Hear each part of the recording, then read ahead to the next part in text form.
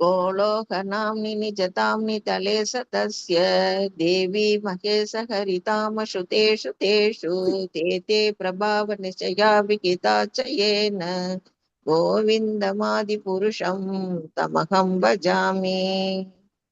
देवी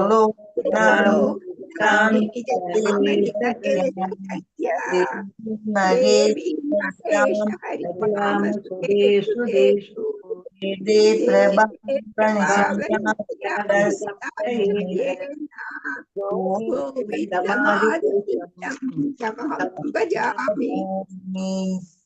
இதோட நிறுத்திக்கலாம். மாதாஜி கிளாஸ்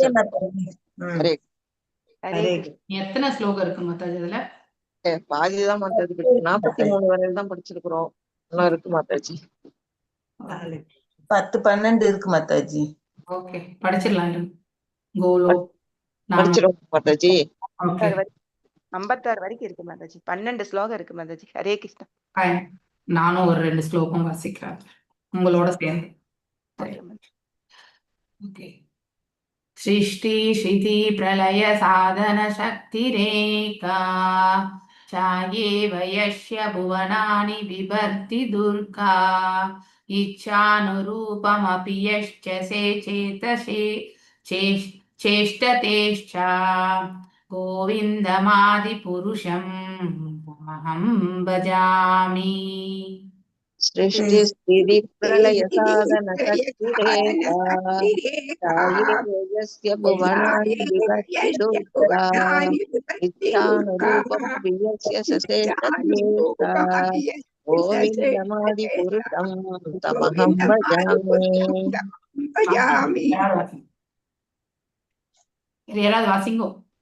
क्षीरं यथा ततिविकार विशेषयोगात् सञ्चायतेन हि तत्प्रदकस्ति हेतोः यशम्पुदामपि तथा समुपैति कार्यात् गोविन्दमादिपुरुषं तमहं भजामि। क्षीरं यथा ततिविकार विशेषयोगात् सञ्जायतेन हि तत्प्रदकस्ति हेतोः यशम्पुदामपि तथा समुपैति कार्यात् गोविन्दमादिपुरुषं तमहं भजामि। दीपार्चिर्येव हि तसान्तरमप्युपेत्य दीपाय देवि वृतहेतु समानधर्म यस्तातृप्रेव हि च विष्णुतया विभाति गोविन्दमादिपुरुषं तमहं भजामि। दीपार्चिरेव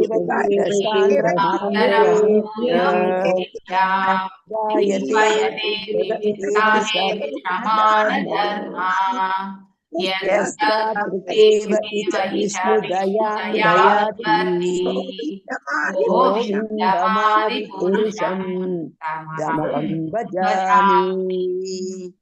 यत्कारणार्वजलपचे भजति समयोस्मयोः निद्रामनन्तजगतण्डसरोमकूपः आधारशक्तिमवलम्ब्य परां स्वमूर्तिं गोविन्दमादिपुरुषं तमहं भजामि। यत्कारणार्णवजले भजति संयोगः निद्रामनन्तजगतण्डसरोमकूपः आधारशक्तिमवलम्ब्य परां स्वमूर्तिं गोविन्दमादिपुरुषं तमहं भजामि। यस्यैह निश्वसितकालमतावलम्ब्य जीवन्ति लोमविलजा जगतण्डनाथाः विष्णुर्महांस इह यस्य कलाविशेषो गोविन्दमादिपुरुषं तमहं भजामि। यस्यैर्गनिश्वसितकालमदावलम्ब्य जीवन्ति लोमविलजा जगतण्डनाथाः विष्णुर्महांस इगायस्य कलाविशेषो गोविन्दमादिपुरुषं तमहं भजामि। आस्वान् यथात्मसकलेषु निजेषु तेजः स्वीयं यत् प्रकटयत्यविद्वत्तत्त्वतग्र प्रज्ञाय एष जगदण्डवितानकर्ता गोविन्दमादिपुरुषं तमहं भजामि कास्वान् यदा स्वसकलेषु निजेषु देशक स्वयं यत् प्रकटयत्यपि तत्त्वतत्र ब्रह्माय एष जगदण्डविधानकर्ता गोविन्दमादिपुरुषं तमहं भजामि यत्पादपल्लवयुगं विनिधाय कुम्भ द्वन्द्वे प्रणामसमये स गणाधिराजः विघ्नान् विहन्तमलमस्य जगत्त्रयस्य गोविन्दमादिपुरुषं तमहं भजामि यत्पादपल्लवयुगं निधाय कुम्भ द्वन्द्वे प्रणामसमये सकलाधिराजक विज्ञान् विगन्तुमलमस्य जगत्त्रयस्य गोविन्दमादिपुरुषं तमहं भजामि अग्निर्महीगगणमम्बुमरुत्तिचाश्च कालस्तथा मम मनसीति जगत्त्रयाणि यस्मात् भवन्ति विभवन्ति विशन्ति यं च गोविन्दमादिपुरुषं तमहं भजामि अग्निर्महीगगणमम्बुमरुति च कालस्तदात्ममनसि जगत्त्रयाणि यस्मात् भवन्ति विभवन्ति विशन्ति गोविन्दमादिपुरुषं तमहं भजामि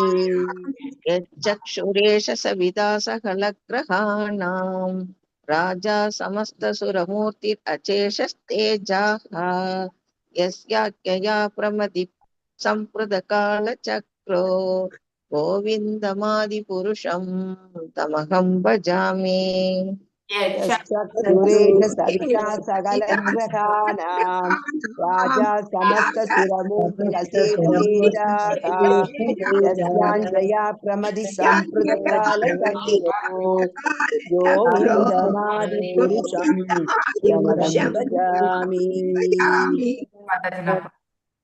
धर्मोदप पापनिश्चय श्रुतस्य तं तपंसि पटघावदयास्य च जीवः यद्धत्तमत्र विभव प्रकथा प्रभावः गोविन्दमादिपुरुषं तमहं भजामि धर्मोदपपादपाभक्षयहृदयस्तवांसि प्रमादिकायभगवादयच्च यत्तत्तमात्रविभव प्रकटप्रभावः तमहं भजामि उपमतवेन्द्र महोस्वकर्म बन्धानुरूप फलभजनम् अतनोति कर्माणि निर्धाहति किन्तु च भक्तिभाजां गोविन्दमादिपुरुषं तमहं भजामि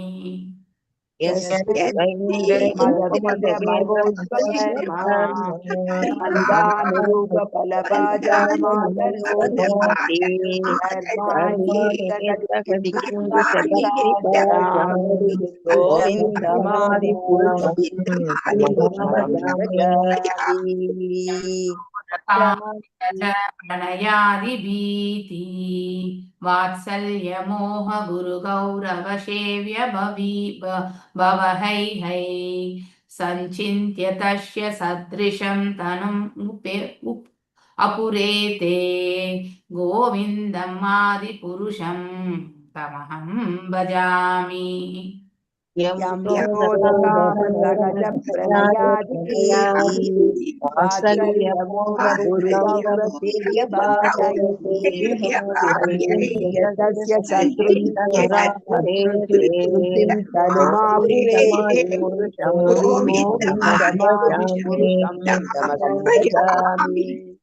श्रियकान्ता कान्ता परम पुरुषा कल्पतरवो ध्रुमा भूमिश्चिन्तामणि गणमयी तोयममृतम् कथागणं नाट्यं गमनम् अपि वंशे प्रियसखी चिदानन्दं ज्योतिर्पदम् अपि तत् अश्वदयम् अपि च शायत्र क्षीराब्धि श्रवति शुरब्धि भयच्चाशु महान् निमेषार्धक्यो वे व्रजति नाही यत्रपि शमायः भजे श्वेतदीपं तम् अहम् इह गोलोकमिति मया इति यं विदन्तस्ते सन्त क्षितिविरलाचर कटिपये श्रियकान्ता कान्ता परमपुरुषकल्पितरवो रमा भूमि चिन्तामणिगणमयीतोयमृतम् कदा गानं नाट्यं गमनमपि वन्दे प्रियसखी चिदानन्दं ज्योतिपदम् सर्वाद्यमपि स यत्र श्रिया प्रभवति साक्षात्कार्यो वा व्रजति समयग पदेष्वतीपं तमहं गोलोकमिति विरलचारा कतिपये गोविन्दमादिपुरुषं तमहं भजामि गोविन्दमादिपुरुषं तमहं भजामि. Thank you all for Thank you, Mataji. Welcome, Mataji. Tamil teacher உங்களுக்கு எல்லாருக்கும் தெரிஞ்சிருக்கும் அர்ச்சனா மாதாஜின்னு சொல்லிட்டு. ஓகே, அவங்க 7 PM கூட கிட்ஸு எடுத்திருக்காங்க. ஸோ ஐ திங்க் நம்ம 7 PM அடல்ட்ஸ் கூட, அதாவது யூத் அண்ட் அடல்ட் காம்பினேஷனும் எடுத்திருக்காங்க. உஷா மாதாஜி முதல்ல ஸ்டார்ட் பண்ணி அதுக்கப்புறம் உஷா மாதாஜி நதியில வந்து நிறுத்தி மறுபடியும் அந்த காலகட்டம் வரும்பொழுது மீண்டும் உஷா மாதாஜி இப்போ எடுத்துட்டு இருக்காங்க 7 PM. அப்போ வந்து அர்ச்சனா மாதாஜி சப்போர்ட் பண்ணிட்டு இருந்தாங்க. அவங்க so after long years actually அவங்களுடைய கல்யாண வாழ்க்கையில ஸோ அவங்களுக்கு இப்போ குழந்தை நாளைக்கு வந்து டியூ கொடுத்துருக்காங்க. ஸோ நல்லா, ஏன்னா இதுக்கு நிறையவே அவங்க மெடிக்கல் செலவெல்லாம் பண்ணி தான் அந்த குழந்தையே வந்து, இப்போ உங்களுக்கு தெரியும் இந்த காலகட்டத்துல எல்லாம் IVF போய் அந்த மாதிரி தான் வந்து நிறைய குழந்தைங்களே பிறக்கிறது இப்போ. ஸோ அப்படிப்பட்ட சூழ்நிலையில அவங்களுக்கு நாளைக்கு அவங்களுக்கு சுபமாக வந்து அந்த குழந்தையினுடைய பிரசவம் வந்து நிகழணும். ஆனால் C-செக்ஷன் தான் பண்ணுறேன்னு சொல்லிட்டு இருக்காங்க போல இருக்கு. ஸோ எதுவா இருந்தாலும் தாயும் சேயும் நலமாகவும் நல்ல ஆரோக்கியத்தோட மனமும் உடலும் இல்லையா, இருவருக்கும் நல்ல ஆரோக்கியம் வந்து பெற்று ஈண்டெடுக்க வேண்டும் அப்படின்னு, மேலும் அந்த குழந்தையும் தாயும் வந்து பிற்காலத்துல, அதாவது maybe after 1 year or 2 year வந்து தாய் மீண்டும் இந்த சேவைக்கு திரும்பி வரணுன்ற பிரார்த்தனைகள். ஏன்னா அவங்க தீட்சை பெற்றதே ஒரு பெரிய மிராக்கிள் தான் அது. ஏன்னா அந்த அளவுக்கு கொஞ்சம் கடினமான ஒரு சூழ்நிலை இருந்தது. ஸோ குரு மகாராஜுடைய கருணையும் ஸ்ரீ ராதா கோவிந்தருடைய கருணையும் நம்ம NND பிரபுஜியுடைய கருணை, பிரபுபாதருடைய கருணை, இதையெல்லாம் கொண்டுதான் அவங்களுக்கு வந்து அந்த நிகழ்வே நடந்தது. அதே போன்று இப்போது குழந்தை பாக்கியமும் அவர்கள் வந்து பெறுகிறார்கள். இந்த தாயும் சேயும் நல்லபடியாக இருக்கணும்ன்ற பிரார்த்தனைகளை நாம் இன்னைக்கு சமர்ப்பிக்கலாம். ஓகே, அதற்காக 3 முறை நாம வந்து ஹரே கிருஷ்ணா மகா மந்திரத்தை சொல்லலாம். ஓகே மாதாஜி, இன்னும் ஒரே ஒரு இது, இந்த ரசனா ரேவதி மாதாஜி, இன்னொரு மாதாஜி இருக்காங்க இல்லையா, ஆமா, அவங்க இன்னைக்கு ஹாஸ்பிட்டல் அட்மிட் ஆறாங்க. நாளைக்கு அவங்களுக்கு ஆபரேஷன்.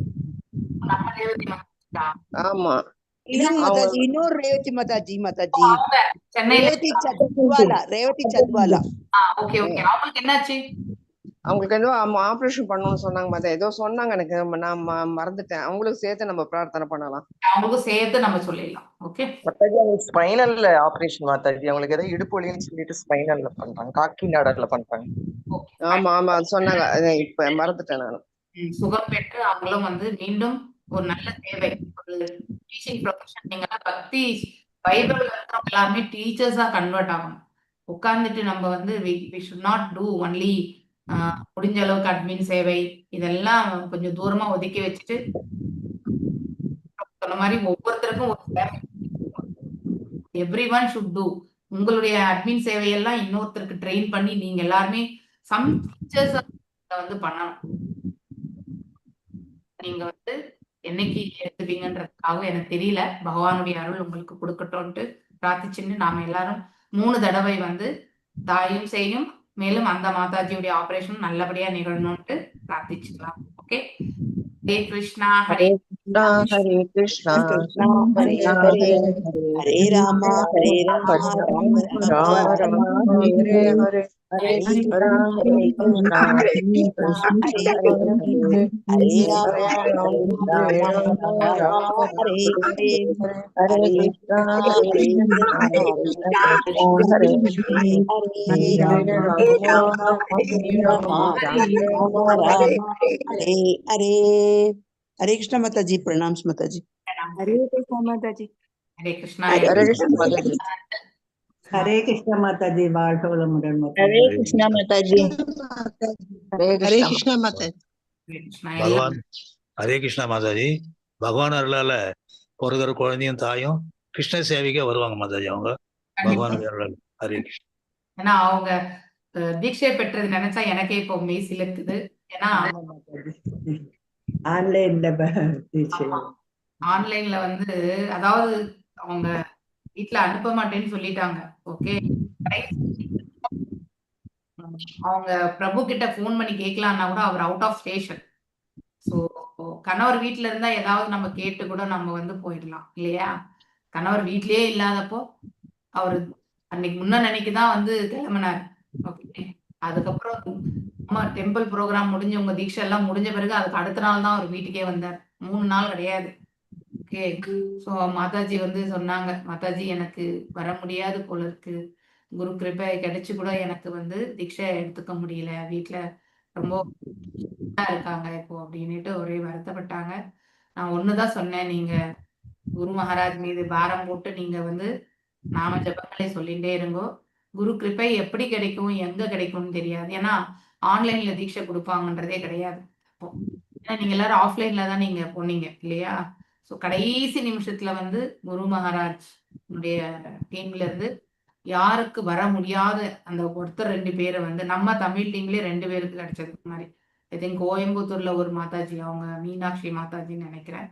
அதுக்கப்புறம் அவங்கள நான் காணவே இல்லை. சரி, நீங்க யாராவது கனெக்ட் பண்ண முடிஞ்சா சரி அந்த மாதிரி தீட்சை பெற்ற அவங்க இது சங்கீதத்துல ரொம்ப நல்ல யூட்டிலைஸ் மணிமேகலை மாதாஜி நல்ல அழகா ஸ்லோகம் சொல்லி கொடுங்க. குடிங்க அவங்க எங்க இருக்காங்கன்ட்டு. செல்வம் கிளாஸ் தான். உங்களுக்கு நம்பர் கூட நான் ஷேர் பண்றேன். மாதாஜி அந்த ஸ்லோகா ரெசிடேஷன் கிளாஸ்ல கூட வந்தாங்க மாதாஜி. ஜெயஸ்ரீ கண்ணன் மாதாஜிக்கு தெரியும் போல இருக்கு அவங்கள. விஜயலட்சுமின்னு ரொம்ப அழகா படிச்சாங்க மாதாஜி. ஆனா அவங்கள வந்து போன் நம்பர் கொடுங்கன்னா கொடுக்கவே இல்லை மாதாஜி. நீங்க சொல்லி கொடுங்க மாதாஜி. மீனாட்சி மாதாஜி சமஸ்கிருதம் அவங்க ஸ்காலர் மாதிரி தான் இருக்கு. நான் உங்களுக்கு ஷேர் பண்றேன். நான் ஓகே மாதாஜி. நான் வேணா பேர் மட்டும் தான் அதாவது ஆன்லைன்லயே வந்து நிறைய பேர் எடுக்கல. ஆனா அவங்க நம்ம தமிழ் டீம்ல இருந்தா 2 பேர். ஓகே. மாதாஜி ஸ்பீச் கட்டாய் வருது மாதாஜி. ஹரே கிருஷ்ணா. ஹரே கிருஷ்ணா. கேட்கலீங்களா யாருக்காவது? ரேகாய் வருதுங்க மாதாஜி. ரேகாய் வருதா? மாதாஜி மீனாட்சி சுந்தரின்னு ஒரு மாதாஜி வராங்க. அவங்களா மாதாஜி? மீனாட்சி நான் அட்டெண்டன்ஸ் போடுறதுனால எப்பயாவது சண்டேஸ்ல மட்டும் வராங்க மாதாஜி. வருவாங்க. மோஸ்ட்லி இருக்கலாம். அவங்க வந்து இவங்க நீங்க செல்வம் பிரபுஜி கிளாஸ்ன்னு சொன்னீங்களா? செல்வம் பிரபுஜி கிளாஸ்க்கு சண்டேஸ்ல வராங்க மாதாஜி. மீனாட்சி சுந்தரி ஒரு மாதாஜி. நான் மணிமேகலை மாதாஜி உங்களுக்கு அனுப்பிச்சிருக்கேன். அவங்க யுஎஸ்ல இருப்பாங்க. சோ அந்த மாதிரி இப்ப நம்ம ரேவதி மாதாஜிக்கு, ரேவதி ஜாதவ் மாதாஜிக்கு இது கனெக்ட் இருக்குன்னு நினைக்கிற மாதிரி நான் பேசிக்கிறேன் ரேவதி மாதாஜி கிட்ட பேசிட்டு அவங்கள வந்து ஆஸ்கர் டு எல்லாம் நமக்கு ஸ்லோகங்கள் சொல்லி கொடுக்கறதுக்கு வந்து okay Mataji. Okay, let her do some seva இல்லையா? ஸோ அவங்க என்ன சேவா பண்றாங்கன்னு எனக்கு தெரியாது. ஆனா பிகாஸ் செல்வம் பிரபுவோடைய ரெக்கமெண்டேஷன் இருந்ததுனால நான் அது அவங்களுக்கு தீட்சை கொடுத்தேன். She's a very nice devotee only. Okay. அவங்களதும் ஒரு பெரிய கதை. ஸோ அந்த மாதிரி ஆயிடுது. So she was not able to come கடைசி நிமிஷத்துல. ஸோ அவங்களது வீட்டில் ப்ராப்ளம் கிடையாது. பட் கடைசி நிமிஷத்துல அவங்களால கோப்பப் பண்ண முடியல. ஸ்ரீரங்கம் நினைக்கிறேன் மாதாஜி. ஸ்ரீரங்கம் நினைக்கிறேன் வந்திருந்தாங்க. ஸ்ரீரங்க யாத்திரைக்கு வந்து அவங்க ஹெல்ப் பண்றேன்னு சொல்லியிருக்காங்க. ஸோ அதுவும் பேசுறேன் மாதாஜி. அதுவும் இப்ப சொல்லி வைங்க. யார் கனெக்ட் பண்றீங்களோ டிசம்பர் ஜனவரியில வந்து நமக்கு ஸ்ரீரங்கம் யாத்திரைக்கு அவங்க ஹெல்ப் பண்ண வேண்டியிருக்கு. Okay, okay Mataji. அவங்க ஸ்ரீ வைஷ்ணவான்னு நினைக்கிறேன் எனக்கு தெரிஞ்சு. Okay, okay. ஓம் நமோ பகவதே வாசுதேவாய. ஓம் நமோ பகவதே வாசுதேவாய. ஓம் நமோ பகவதே வாசுதேவாய. ஓகே. ஜெய ராத மாதவ குஞ்ச பிஹாரி. ஜய ராஜ மாதவ குஞ்ச பிகாரி. ஜெய ராத மாதவ குஞ்ச பிஹாரி. ஜெய ராத மாதவ குஞ்ச பிகாரி. ஜய கோபி ஜனவல்லபா கிரிவரதாரி. ஜய கோபி ஜனவல்லபா கிரிவரதாரி. ஜய கோபி ஜனவல்லபா கிரிவரதாரி. ஜெய கோபி ஜனவல்லபா கிரிவரதாரி. யசோதநந்தன பிரஜஜன ரஞ்சன. யசோதநந்தன பிரஜன ரஞ்சன.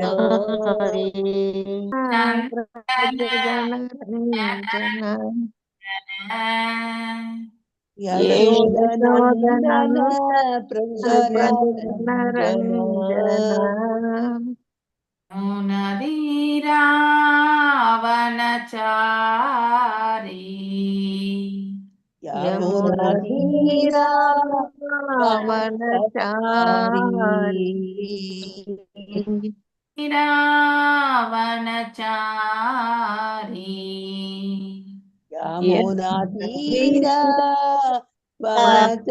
யமுனதீராவனச்சாரி. மாதவ குஞ்ச பிஹாரி. ஜெய ராத மாதவ குஞ்ச பிஹாரி. ஹரே கிருஷ்ணா ஹரே கிருஷ்ணா கிருஷ்ண கிருஷ்ண ஹரே ஹரே. ஹரே ராம ராம ராம ஹரே ஹரே. ஹரே கிருஷ்ணா கிருஷ்ணா கிருஷ்ண கிருஷ்ண ஹரே ஹரே. ஹரே ராம ராம ராம ஹரே ஹரே. ஹரே கிருஷ்ணா கிருஷ்ண கிருஷ்ண ஹரே ஹரே. ஹரே ராம ராம ராம ஹரே ஹரே. ஹரே கிருஷ்ண கிருஷ்ண கிருஷ்ண கிருஷ்ண ஹரே ஹரே. ஹரே ராம ராம ராம ஹரே ஹரே. ஹரே கிருஷ்ணா. இப்ப எல்லாரும் இந்த ஹரே ஸ்லோகத்தை கிருஷ்ண மாதாஜி. ஹரே கிருஷ்ண மாதாஜி. சொல்லுங்க எல்லாரும். ஓம் நமோ பகவதே வாசுதேவாய. ஓம் ஓம் நமோ பகவதே வாசுதேவாய. ஓம் நமோ பகவதே வாசுதேவாய. ஓம் நமோ பகவதே வாசுதேவாய. பகவதே வாசுதேவாய. ஓம் நமோ பகவதே வாசுதேவாய. நாராயணம் நமஸ்கிருத்யாம் நாராயணம் நாராயணம் நமஸ்கிருத்யம் நரம் செய்வ நரோத்தமம் நரம் சைவ நரோத்தமம் தேவீம் சரஸ்வதிம் வியாசம் தேவீம் சரஸ்வதிம் வியாசம் ததோ ஜாயாமுதீரயேத் ततो ஜாயமுதீரயே பிராயேஷு ஆபத்ரேஷு नष्टप्रायेषु अभद्रेषु பாகவத சேவையாம் நித்யம் பாகவத சேவையா பகவத்ய உத்தம ஸ்லோகே भगवत्य उत्तमश्लोके भवति नैस्तिके भक्तिर्भवति நைஷ்டிகி भक्ति भवति नैष्टिकी ஒரு பாகவதத்தினுடைய 4வது காண்டம் 24வது அத்தியாயத்துல 69வது ஸ்லோகம் வாசிக்க போறோம். ஓகே, சோ எல்லாரும் திருப்பி சொல்லுங்க. இதம் ஜபத பத்ரம் வோ इदं भद्रं वो विशुद्धानुरूपनन्दना विशुद्धानुरूपनन्दना சொல்லிட்டோம்ல, இது படிச்சு மாதாஜி 70 தான் சொல்லணும் மாதாஜி. ஹரே கிருஷ்ணா. 69. படிச்ச மாதிரியே இருக்கே. 69 சரி. தம் ஏவாத்மானம் ஆத்மஸ்தம்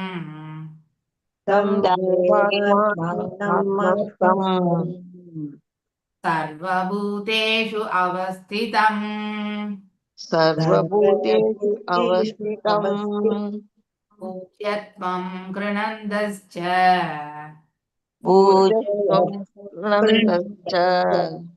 யாயஞ்ச சாஸ்ருதத்ரிம்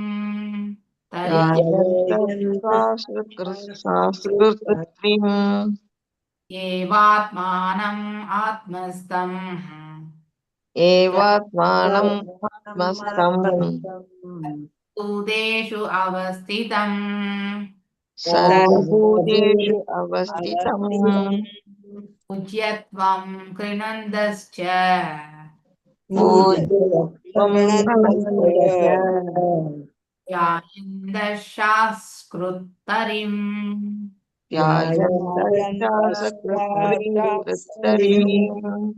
தம் ஏவாத்மானம் ஆத்மஸ்தம்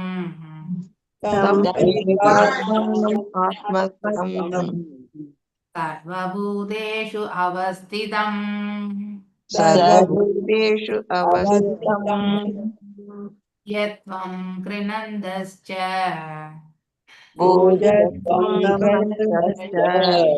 யாயந்த சாஸ்கிருதத்தரிம்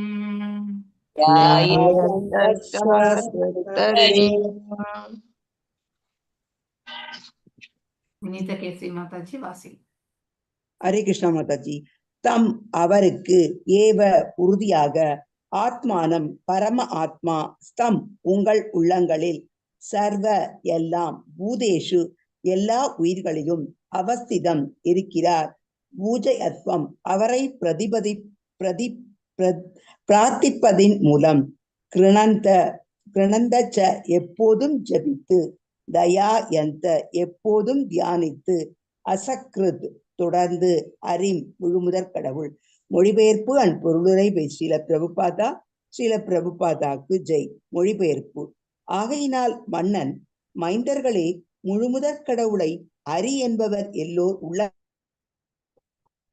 அவர் உங்கள் உள்ளங்களிலும் எப்போதும் இருக்கிறார்.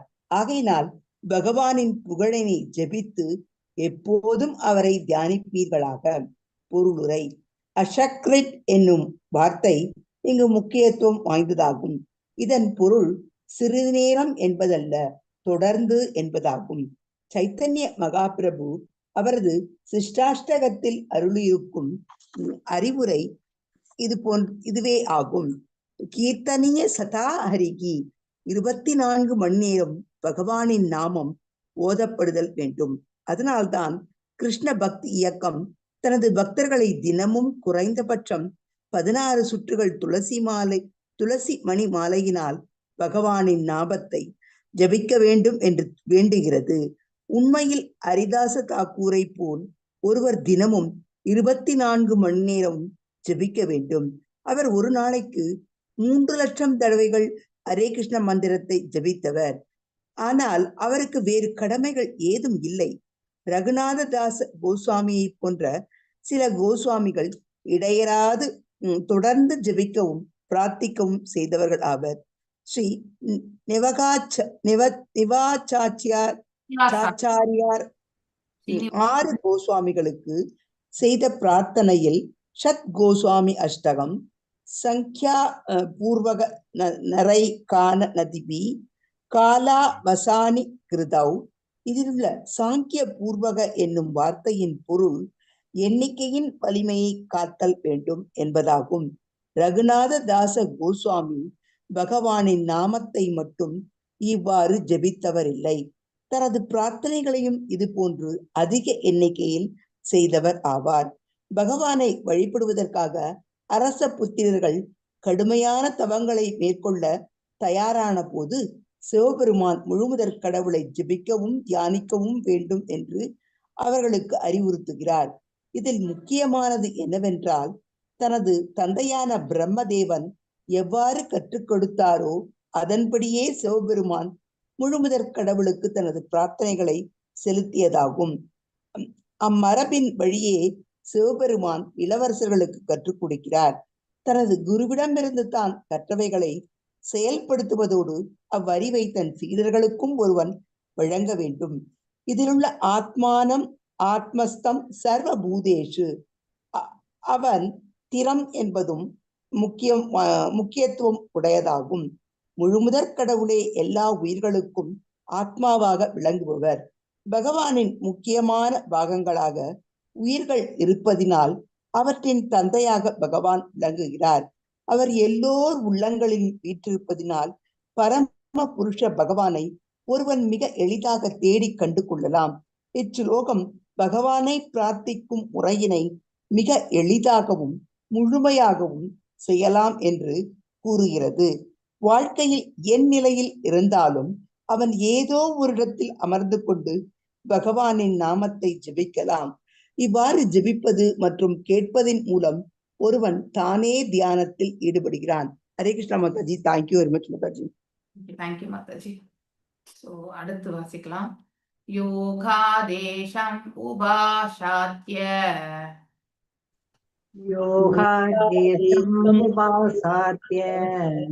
தாரயந்தோ முனிவ்ருதா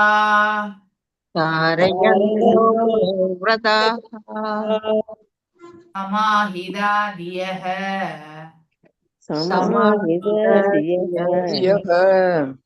வயேதத் அப்யசாத்ருதாஹ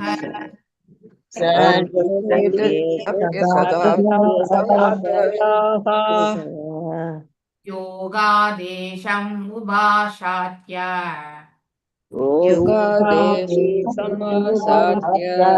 தாரயந்தோ முனிவ்ருதாஹ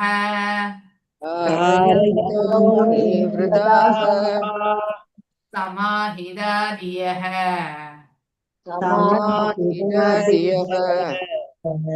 வயேதத் அப்யசாத்ருதாஹ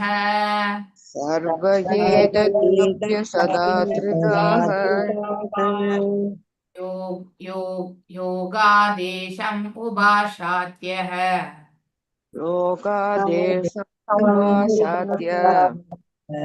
தாரயந்தோ முனிவ்ருதாஹ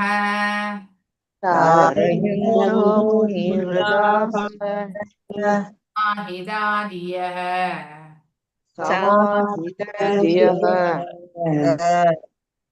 சர்வயேதத் அப்யசாத்ருதாஹ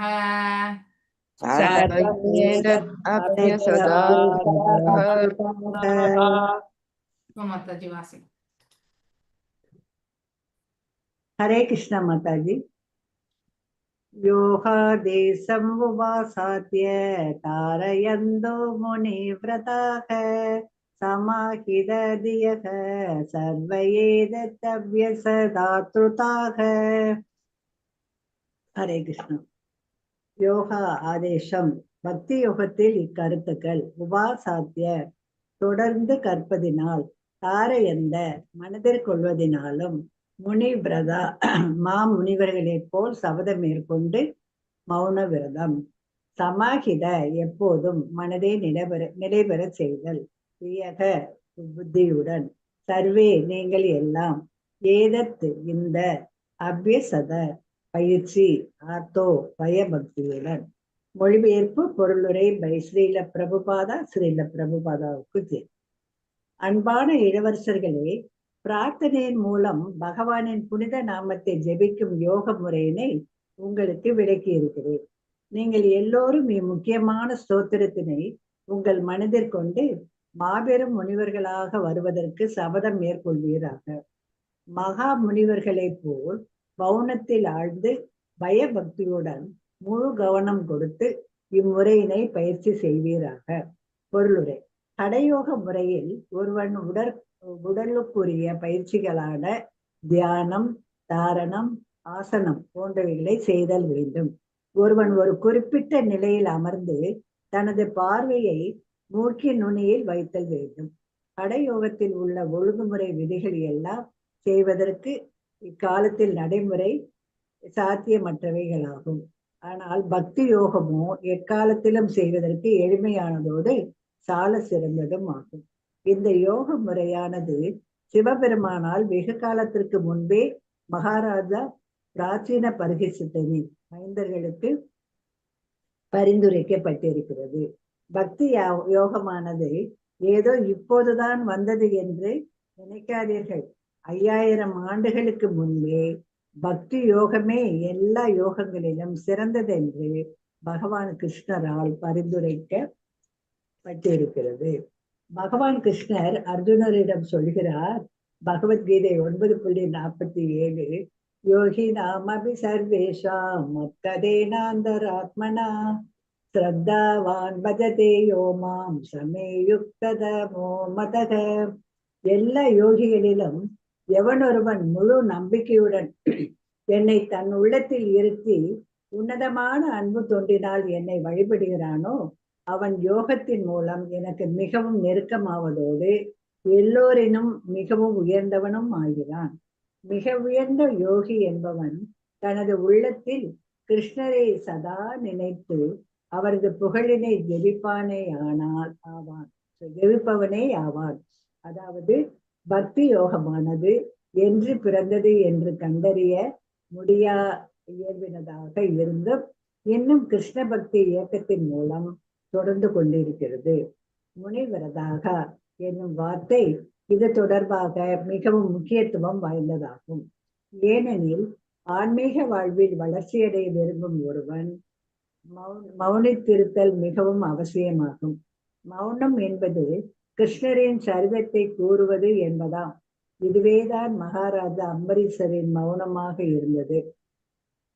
சவை மன கிருஷ்ண பதார விந்தையோர் வசாம்சி வைகுண்ட குணானு வர்ணனே.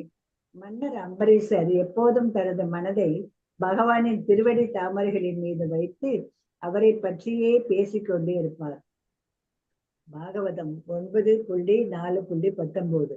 இவ்வாய்ப்பினை நாம் பயன்படுத்தி கொண்டு வேண்டாத நபர்களை பற்றி தேவையில்லாதவைகளை பேசாதிருத்தலே போதும். மகா முனிவர்களாகி விடலாம். எவ்வித கவனச்சிதறலுக்கும் இடம் கொடாது நாம் கிருஷ்ணரையோ அல்லது அவரது ஹரே கிருஷ்ண மந்திரத்தையோ ஜெபித்தல் வேண்டும். இதுவே முனி விரதம் எனப்படும். புத்தியானது மிகவும் தெளிவாக இருந்து சமாஹித தியக கிருஷ்ண உணர்வில் எப்போதும் நிலை பெற வேண்டும். ஏதத் அபியசாதாத்ருதாக என்பது இவ் அறிவுரைகளை இரு குருவிடமிருந்து பயபக்தியுடன் ஆதருத பெற்று அதற்கேற்றாற்போல் ஒருவன் பயிற்சி செய்தான் என்றால் அவன் இப்பக்தி யோக முறையானது மிகவும் எளியது என்று கண்டுகொள்வான். ஹரே கிருஷ்ண மாதாஜி. தேங்க்யூ மாதாஜி. அடுத்த ஸ்லோகம் வாசிங்க. லாஸ்ட் ஸ்லோகம். இதம் ஆஹ புராஸ்மாகம்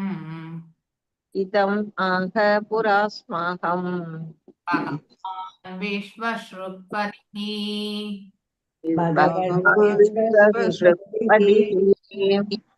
பிரவுக்வ ஆதீனாம்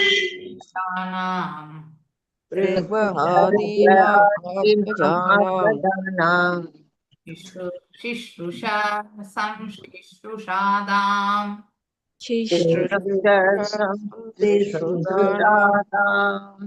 इदम् आह पुरास्माकम् இதம் ஆக புராஸ்மாகம் भगवान् विश्वशृक्पतिः பகவான் விஸ்வசுருபதி ऋवक् आदीनाम् आत्मजानम् ஆதீனாம் ஆத்மஜானம் शिश्रुषा संशिश्रुषाम् ஸ்ரீஸ்ருதாசம் சும்சுப்ஷதாம் इदम् आह पुरास्माकम्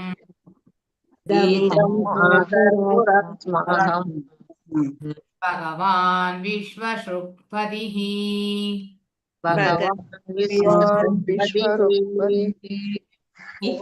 आदीनाम् आत्मजानम् ஆதீனாம் ஆத்மஜானம் शिश्रुषा शिश्रुषादाम् ஸ்ரீஸ்ருஷः சம்ஸ்ருதாம் महालक्ष्मी माता जी वासी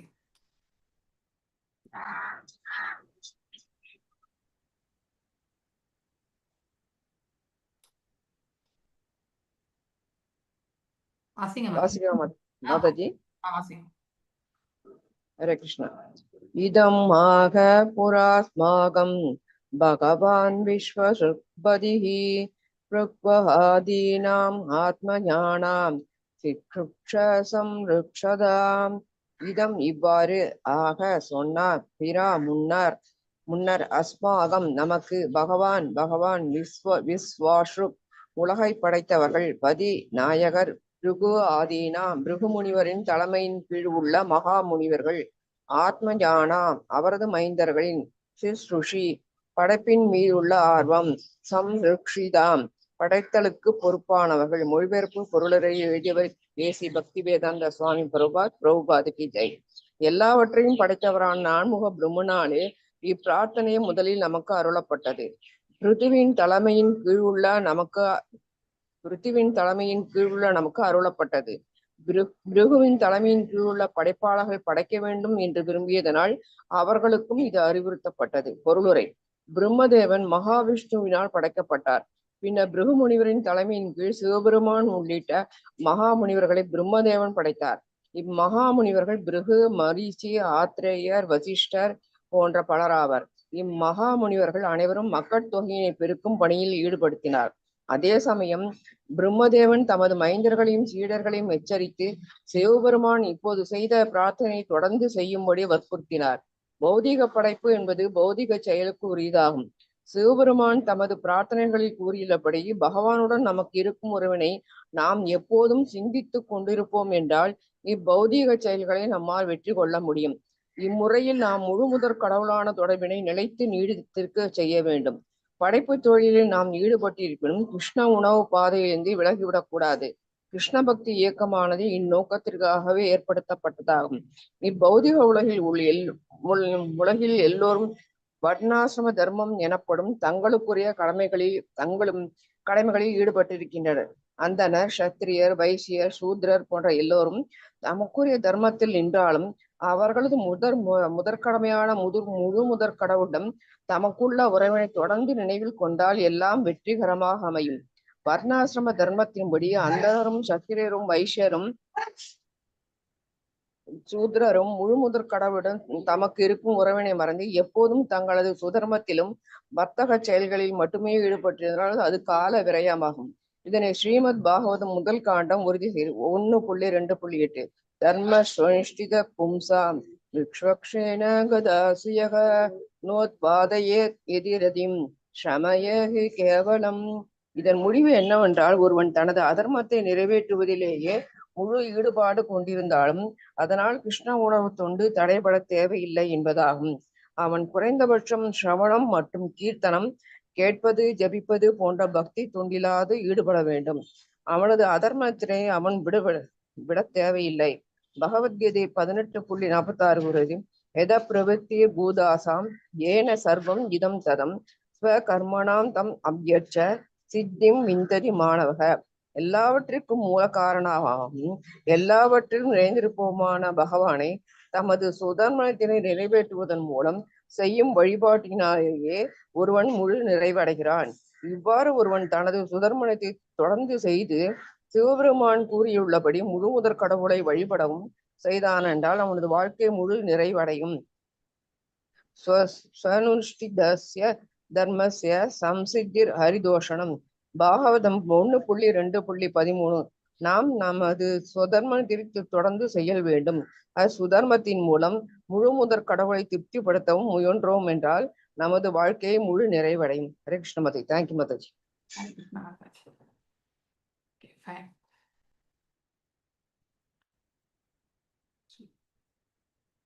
டைம் இருந்தா நம்பர் 7 அடுத்த ஸ்லோகம் வாசிக்கலாம். கலாவதி மாதாஜி நீங்க தான் வாசிப்பீங்க, நான் அப்புறமா சொல்றேன். டைம் இருந்தா, இல்லைன்னா நாளைக்கு. ஓகே, ஹரே கிருஷ்ணா. ஹரே கிருஷ்ணா மாதாஜி. நாளைக்கே வாசிக்கிறேன் மாதாஜி, பிரச்சனை இல்லை. இருந்தா ஓகே. தம் ஏவாத்மானம் ஆத்மஸ்தம் சர்வபூதேஷு அவஸ்திதம் பூஜ்யத்வம் கிருணந்தஸ்ச தியாயந்தசாஸ்கிருதத்தரிம். ஸோ அதனால இப்போ கன்க்ளூஷன் பார்ட் நம்ம முடிக்க போறாரு. ருத்ரகீதம் முடிய போகுது இந்த 73 ஸ்லோகம் வரைக்குமே. இப்போ இது வரைக்கும் சொல்லியிருக்கேன். ஸோ அந்த 74வது ஸ்லோகத்திலிருந்து 79வது ஸ்லோகம் பலஸ்ருதி. இந்த ருத்ரகீதத்தை கேட்டா என்ன கிடைக்கும் அப்படிங்கிறதுக்கான பலஸ்ருதியை பற்றி சொல்றது. ஸோ இப்போ கன்க்ளூஷன் பண்றாரு. இப்போ ஒரு கிளாஸ் எடுக்கிறாங்கனாக்கா ஓகே இதெல்லாம் இன்னைக்கு நாம கவர் பண்ணோம் அப்படின்னு ஒரு சம்மரி கொடுக்குறோம் இல்லையா. ஸோ தொகுப்பு அது மாதிரி இப்போ சிவபெருமான் ருத்ரகீதத்தினுடைய தொகுப்பா சொல்றாரு ஆக்சுவலி. ஸோ யாருக்கு அறிவுறுத்தி கொண்டிருக்கிறார்? பிரச்சேதாக்கள், பிராச்சீன பரிதனுடைய பிள்ளைகள் இல்லையா. ஸோ ஆகையினால் மன்னன் மைந்தர்களே, முழுமுதற் கடவுளை ஹரி என்பவர் எல்லோர் உள்ளங்களிலுமே வீற்றிருக்கின்றார். அவர் உங்கள் உள்ளங்களிலும் எப்பொழுதும் இருக்கிறார். ஆகையினால் பகவானின் புகழை ஜபித்து எப்பொழுதும் அவரை தியானிப்பீர்களாக. எவ்வளவு அழகா சிவபெருமான். ஆனா நாம தான் எல்லாமே கன்ஃபியூஸ் பண்ணி இல்லையா. ஸோ நமக்கு சரியா நாலெட்ஜ் கொடுக்காம, அதனால நாம் என்ன பண்றோம்? தேவர்களையும் பகவானையும் ஒன்றாக பாவித்து ஒரு படி மேலே போய் நம்ம ஒரே தளத்துல அவங்கள நோக்கிறோம். மேலும் பகவானை காட்டிலும் அவர்கள் சுதந்திரமானவர்கள் என்ற நிலையில ஹையஸ்ட் காடா நாம தான் பிரகடனப்படுத்துறோம். தேவர்கள் எப்பொழுதுமே தங்களுடைய நிலையை அவங்களுக்கு உணர்ந்தறிந்து இறைவனை நாம இறைவனை காட்டிலும் நாம மேன்மையானவர்கள் கிடையாது. அவரால் படைக்கப்பட்டு அவர் வழங்கப்பட்ட வரங்களைத்தான் நாம் இந்த பிரபஞ்ச நன்மைக்காக வழங்குகின்றோம் என்பதை உணர்ந்தவர்கள். ஸோ சிவபெருமான நாம தான் தவறா புரிஞ்சுக்கிறோமே ஒழிய எங்கேயுமே சிவபெருமான் தவறு புரியவில்லை இல்லையா. சதா சர்வ காலமும் அதாவது சிவபெருமான் தியானத்திலே இருக்கார் இல்லையா. எப்பொழுதுமே யதா சம்பு எப்பவுமே அவர் தியானத்துல இருக்கார். யார் மீது தியானத்தில் இருக்கிறார்? அந்த மகாவிஷ்ணுவனுடைய திருவடிகளை மீது அவர் எப்பொழுதுமே தியானத்தில் இருக்கிறார். இப்போ நாம் ஒருத்தரை வணங்குறோம்னா அவர் நம்மளை விட பெரியவங்களா இருப்பாங்களா இல்லையா? அந்த லாஜிக்காவது நாம புரிஞ்சுக்க முயற்சி பண்ணணும். ஸோ சிவபெருமான் எப்பொழுதுமே எம்பெருமானை சேவிக்கக்கூடிய அந்த நிலையில இருப்பார். ஸோ 2 விதமான, அதாவது ஒரு பிரசங்கத்துல கேட்டது நம்ம ஏன் அதாவது கங்கை நதி பாய்ந்தோடுகிறது. இந்த கங்கை நதி பாய்ந்தோடுறத எதற்கு சிவபெருமான் தலைமையில தாங்கின்னு இருக்கார் இல்லையா அப்படிங்கிற ஒரு கொஸ்டின். ஸோ ஏன்னா பகவானுடைய திருவடிகள் பட்டதால் அந்த கங்கை நதி கரை புரண்டு ஓடுகிறது இல்லையா. 14 லோகங்களையுமே அது செல்கின்றது. அந்த கங்கை நதி பாஸ் பண்ணின்னு தான் வருது. ஸோ அப்போ இங்கே நம்ம இந்த பூமண்டலத்திற்கு வரும் பொழுது அதை சிவபெருமான் தலையில் கங்கையை தாங்கி இருக்கிறதா நாம படிக்கிறோம். ஸோ கங்கையே தாங்கக்கூடிய அளவுக்கு சிவபெருமான் பெரியவர் தான். அவர் பீயிங் எ கிரேட் டிவோட்டி இல்லையா. So he being a very great devotee. அந்த இது பகவான் அவருக்கு அருளி இருக்கக்கூடிய வரம் இல்லையா. ஸோ நம்ம கூட ஆராதனா விஷ்ணு ஆராதனம் இல்லையா. ஆராதனைகளிலே விஷ்ணு ஆராதனம் மிக உயர்ந்தது அப்படிங்கிறது நம்ம படிக்கிறோம். ஐ திங்க் இங்க நம்ம எதுல வருது? ஐ திங்க் மோஸ்ட்லி சைத்தன்ய சரிதாமிரதத்துல கூட நீங்க படிச்சிருக்கலாம். அதை விட இன்னும் மேன்மையானது எதுனாக்கா அவருடைய பக்தர்களை நாம் ஆராதிப்பது. ஏன்னா பகவான் அவர்களுக்கு வந்து எப்பொழுதுமே வேலை, அதாவது எப்பவுமே செயல் சர்வெண்ட் ஆயிடுறாரு அவங்களுக்கு இல்லையா. கிருஷ்ண ஆகர்ஷணி.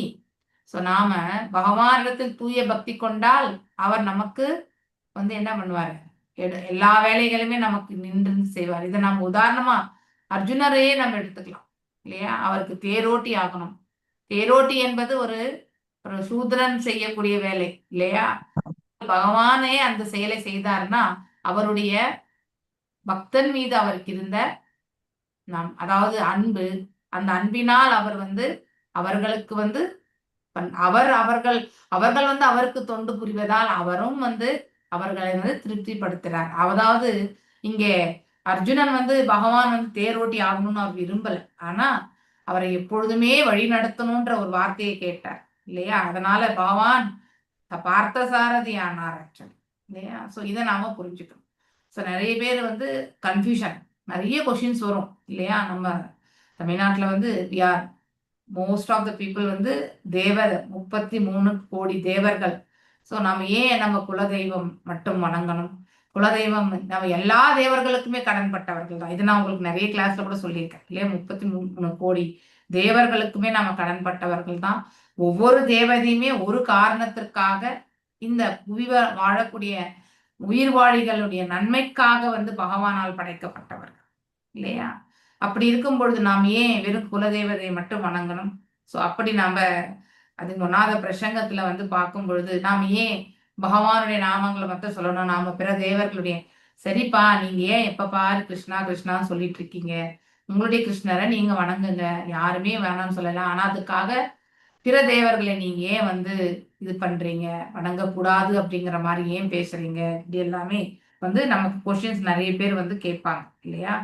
ஸோ அப்ப கேட்கும் பொழுது பிற தேவ வழிபாடினுடைய நிலை என்ன என்பது பகவத்கீதையிலேயே நம்ம படிக்கிறோம் இல்லையா. யாந்தி தேவ விருதான் தேவான் பித்ரு தேவான், இந்த மாதிரி பித்ருக்களை வணங்கினால் பித்ருலோகத்துக்கு போறோம், தேவர்களை வணங்கினால் தேவ உலகத்துக்கு போறோம், என்னை வணங்குபவர்கள் என்னுடைய இடத்தில் வந்து வாழ்கின்றனர் என்று பகவான் சொல்றார் இல்லையா. ஸோ இப்படி இதெல்லாம் நம்ம புரிஞ்சுக்கணும். தேவர்கள் வழிபாடு வந்து நமக்கு வந்து ஸோ அதாவது மரத்திற்கு வந்து கிளைகளுக்கு நீர் ஊற்றுறது போலதான், அது வேருக்கு நீர் ஊற்றினால் அந்த மொத்த மரத்துக்குமே அந்த நீர் போய் சேரும். அதை விடுத்துட்டு நம்ம கிளைகள் இலைத்தலைகளுக்கெல்லாம் நம்ம ஊற்றினா அது கரெக்டா போய் சேராது. இது ஒண்ணு. ரெண்டாவது வந்து நாம வணங்கணும்னா எல்லா தேவர்களுமே வணங்கணும் இல்லையா. எல்லா தேவர்களுமே ஏதோ ஒரு விதத்துல நமக்கு வந்து நன்மையை கொடுத்து கொண்டிருப்பவர்கள் தான். அது அவர்களுடைய கடமையாக இருக்கிறது. அதனால் அவர்கள் நன்மை கொடுத்து கொண்டுதானே இருக்கிறார்கள். ஆனால் நாம் அதை என்ன பண்றோம், தவறான ஒரு இதுல வந்து எடுத்துட்டு போயிடுறோம் இல்லையா. ஸோ நிறைய பேருக்கு ஐயோ குலதெய்வம் வணங்கலைன்னா எப்படி நாளைக்கு வந்து குலதெய்வம் போச்சுண்டுமே அப்படின்லாம். ஸோ தேவ வழிபாடுல எல்லாமே ஒன்றுதான். ஓகே, குலதெய்வத்தை வந்து நாம வந்து நம்மளால ஏற்படுத்தப்பட்டது தான் இல்லையா. ஒரு 5-6 தலைமுறைக்கு முன்னாடி வந்து குலதெய்வத்தை வந்து எடுத்து நாம பண்றோம். ஆனா அவங்க எல்லாருமே இறைவனிடத்திலிருந்து வந்தவங்க தான். ஓகே, அதனால இறைவன் ஒருவருக்கு நாம் வாட்டினாலே அவர்களும் வந்து ஆனந்திக்கிறார்கள். ஏன்னா அவர்களும் பகவானுக்கு பிரார்த்தனை செய்கிறார்கள். ஓகே, அதனால வந்து நாம இறைவன் அத்தனை பேருக்குமே நம்மளால வந்து தொண்டு புரியுற அளவுக்கு நமக்கு ஆயுட்காலமும் கிடையாது. நாம இருக்கக்கூடியது மேக்சிமம் 100 ஆண்டுகள் என்று இந்த கலியுகத்துல எடுத்திருந்தாலும் இல்லையா, ஒவ்வொரு நிமிஷத்துக்கும் 6 தேவதைகளை நாம வணங்க வேண்டிய காலகட்டம். நீங்க அப்படியே எத்தனை தேவதைகள் இருக்காங்க? 33 கோடி தேவர்கள் இருக்காங்க இல்லையா. நம்முடைய ஆயுட்காலம் எவ்வளவு? 100 ஆண்டுகள்.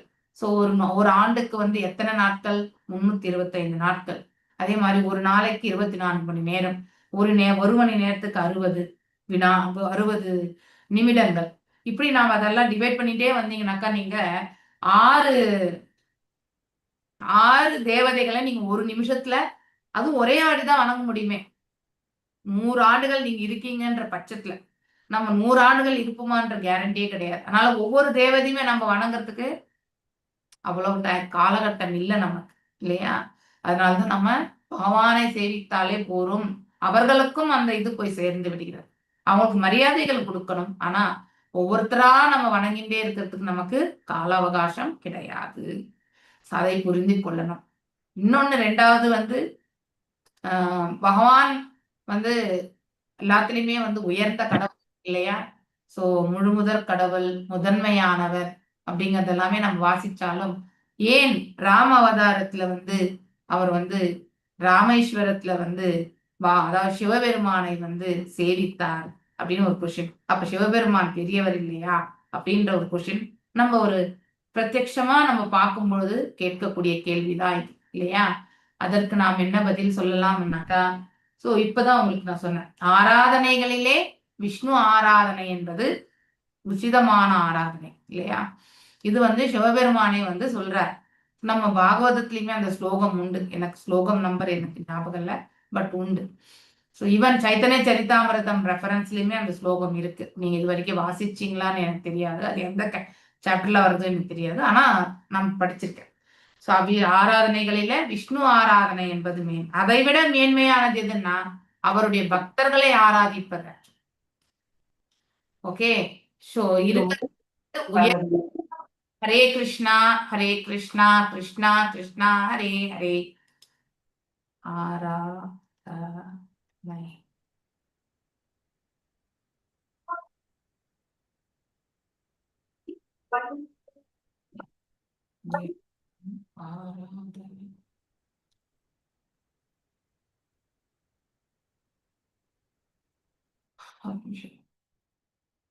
பாகவதம் ஸ்லோகம்.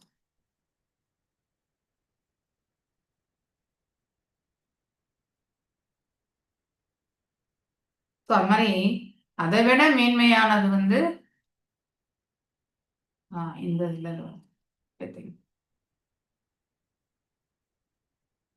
இல்ல எதுவும் வரல. ஆராதனை இல்ல, அந்த ஸ்லோகம் நம்பர் எனக்கு ஞாபகம் வரல.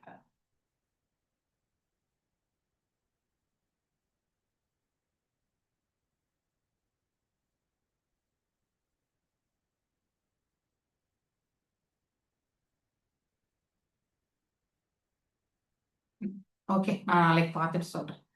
ஓகே, சோ ஆராதனைகள்ல விஷ்ணு ஆராதனை சிறந்தது. அதை விட வந்து அவருடைய பக்தர்களை ஆராதிப்பது சிறந்தது. அதனால்தான் ராமபிரான் எதற்காக வந்தார்? மரியாதை புருஷன் இல்லையா?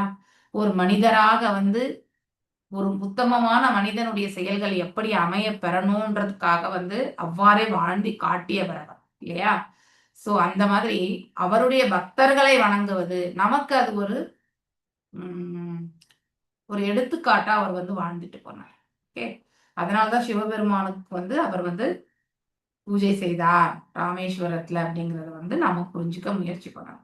சில இந்த ஹரியும் ஹரணம் ஒண்ணு, அறியாதவர் வாயில் மண்ணுன்றது எல்லாமே நாம கண்டிப்பா எடுத்துட்டு போகவே கூடாது. Okay, that is very wrong. ஏன்னா இங்க சிவபெருமானுடைய அவருடைய பாடல்களை நாம கேட்கும் பொழுது ஒவ்வொரு நிலையிலுமே இறைவனுடைய உயர்ந்த ஆளுமையை வந்து அவர் வந்து எடுத்துரைச்சுட்டே இருக்கார் இல்லையா? அவரே உயர்ந்த ஆளுமையா இருந்தா அவர் ஏன் இறைவனுடைய உயர்ந்த ஆளுமையை எடுத்துரைக்கணும்? இது ஒரு காமன் சென்ஸ், நம்ம யோசிக்க வேண்டிய ஒரு கேள்வி இல்லையா? சோ அவரே அடுத்தவங்களுக்கு வந்து பகவானை சேவை செய்யுங்கோ, பகவானுக்கு தொண்டு புரியுங்கோ அப்படின்னு தான் அவர் அட்வைஸ் பண்ணிட்டு இருக்கார். ஏன்னா அவர் எப்பொழுதுமே வந்து வைஷ்ணவானாம் யதோ சம்பு, அதுவும் வருது. அந்த ஸ்லோகம் 2 ஸ்லோகம் வந்து ரொம்ப முக்கியமான வைஷ்ணவானாம் யதோ சம்பு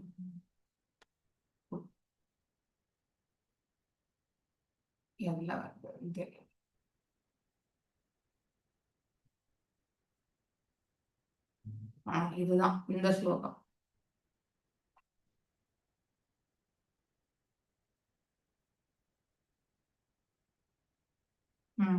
இங்க பாத்தீங்களா, எதெல்லாம் கிரேட்டஸ்ட்ன்னு சொல்லிட்டு சொல்லியிருக்காங்க. 4 விதமான இது வந்து கிரேட்டஸ்ட். கங்கை வந்து நதிகளிலே மிக உயர்வான ஸ்தானத்தை பெற்ற நதி. ஏன்னா அது பகவானுடைய திருவடிகளிலிருந்து வந்த உதித்த நதி. அதே மாதிரி வந்து இருக்கக்கூடிய வழிபாட்டிலே வந்து அச்சுதா இல்லையா? தேவானாம் அச்சுதோ யதாக நிம்னா கானாம் யதா கங்கா தேவானாம் அச்சுதோ யதாக வைஷ்ணவானாம் யதா சம்பு புராணாம் இதம் ததாக. அதாவது புராணங்கள்ல வந்து இதுவே இதம் இந்த ஸ்ரீமத் பாகவதம் உயர்ந்தது. 4 விதமான இது வந்து உயர்ந்தது. ஒண்ணு, நதிகளிலே கங்கை உயர்ந்தது. அதாவது கடவுள்ல வந்து பகவான் தான் வந்து உயரமானவர். அடுத்து வந்து பக்தர்கள்ல வந்து வைஷ்ணவர்கள்ல வந்து மிக உயர்ந்தவர் வந்து சம்பு. அடுத்து வந்து பாகவத புராணங்கள்ல வந்து மேன்மையான புராணம் எதுன்னாக்கா ஸ்ரீமத் பாகவதம்.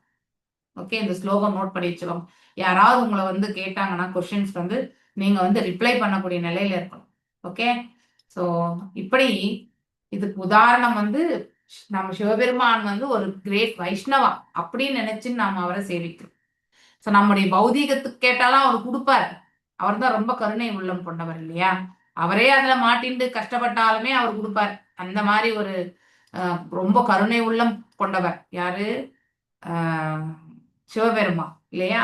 ஸோ அந்த அந்த ஒரு நிலையிலேருந்து நாம நோக்கும் பொழுது ஸோ வந்து அவருக்கான தொண்டு நம்ம அதாவது பக்தி செய்யறதுல தப்பு கிடையாது. ஆனா எந்த ஆங்கிள் பக்தி செய்யணும்? இஸ் அ கிரேட்டஸ்ட் வைஷ்ணவா அப்படிங்கிற நிலையில இருந்து நாம செய்யணும். ஓகே, ஸோ இங்கே அவரோட வந்து அவர் எவ்வளவு அழகா வந்து அறிவுறுத்தி கொண்டிருக்கிறார் இந்த இடத்துலன்றதை நாம பார்க்கணும். ஸோ அஷட்ரிக் எங்க வருது?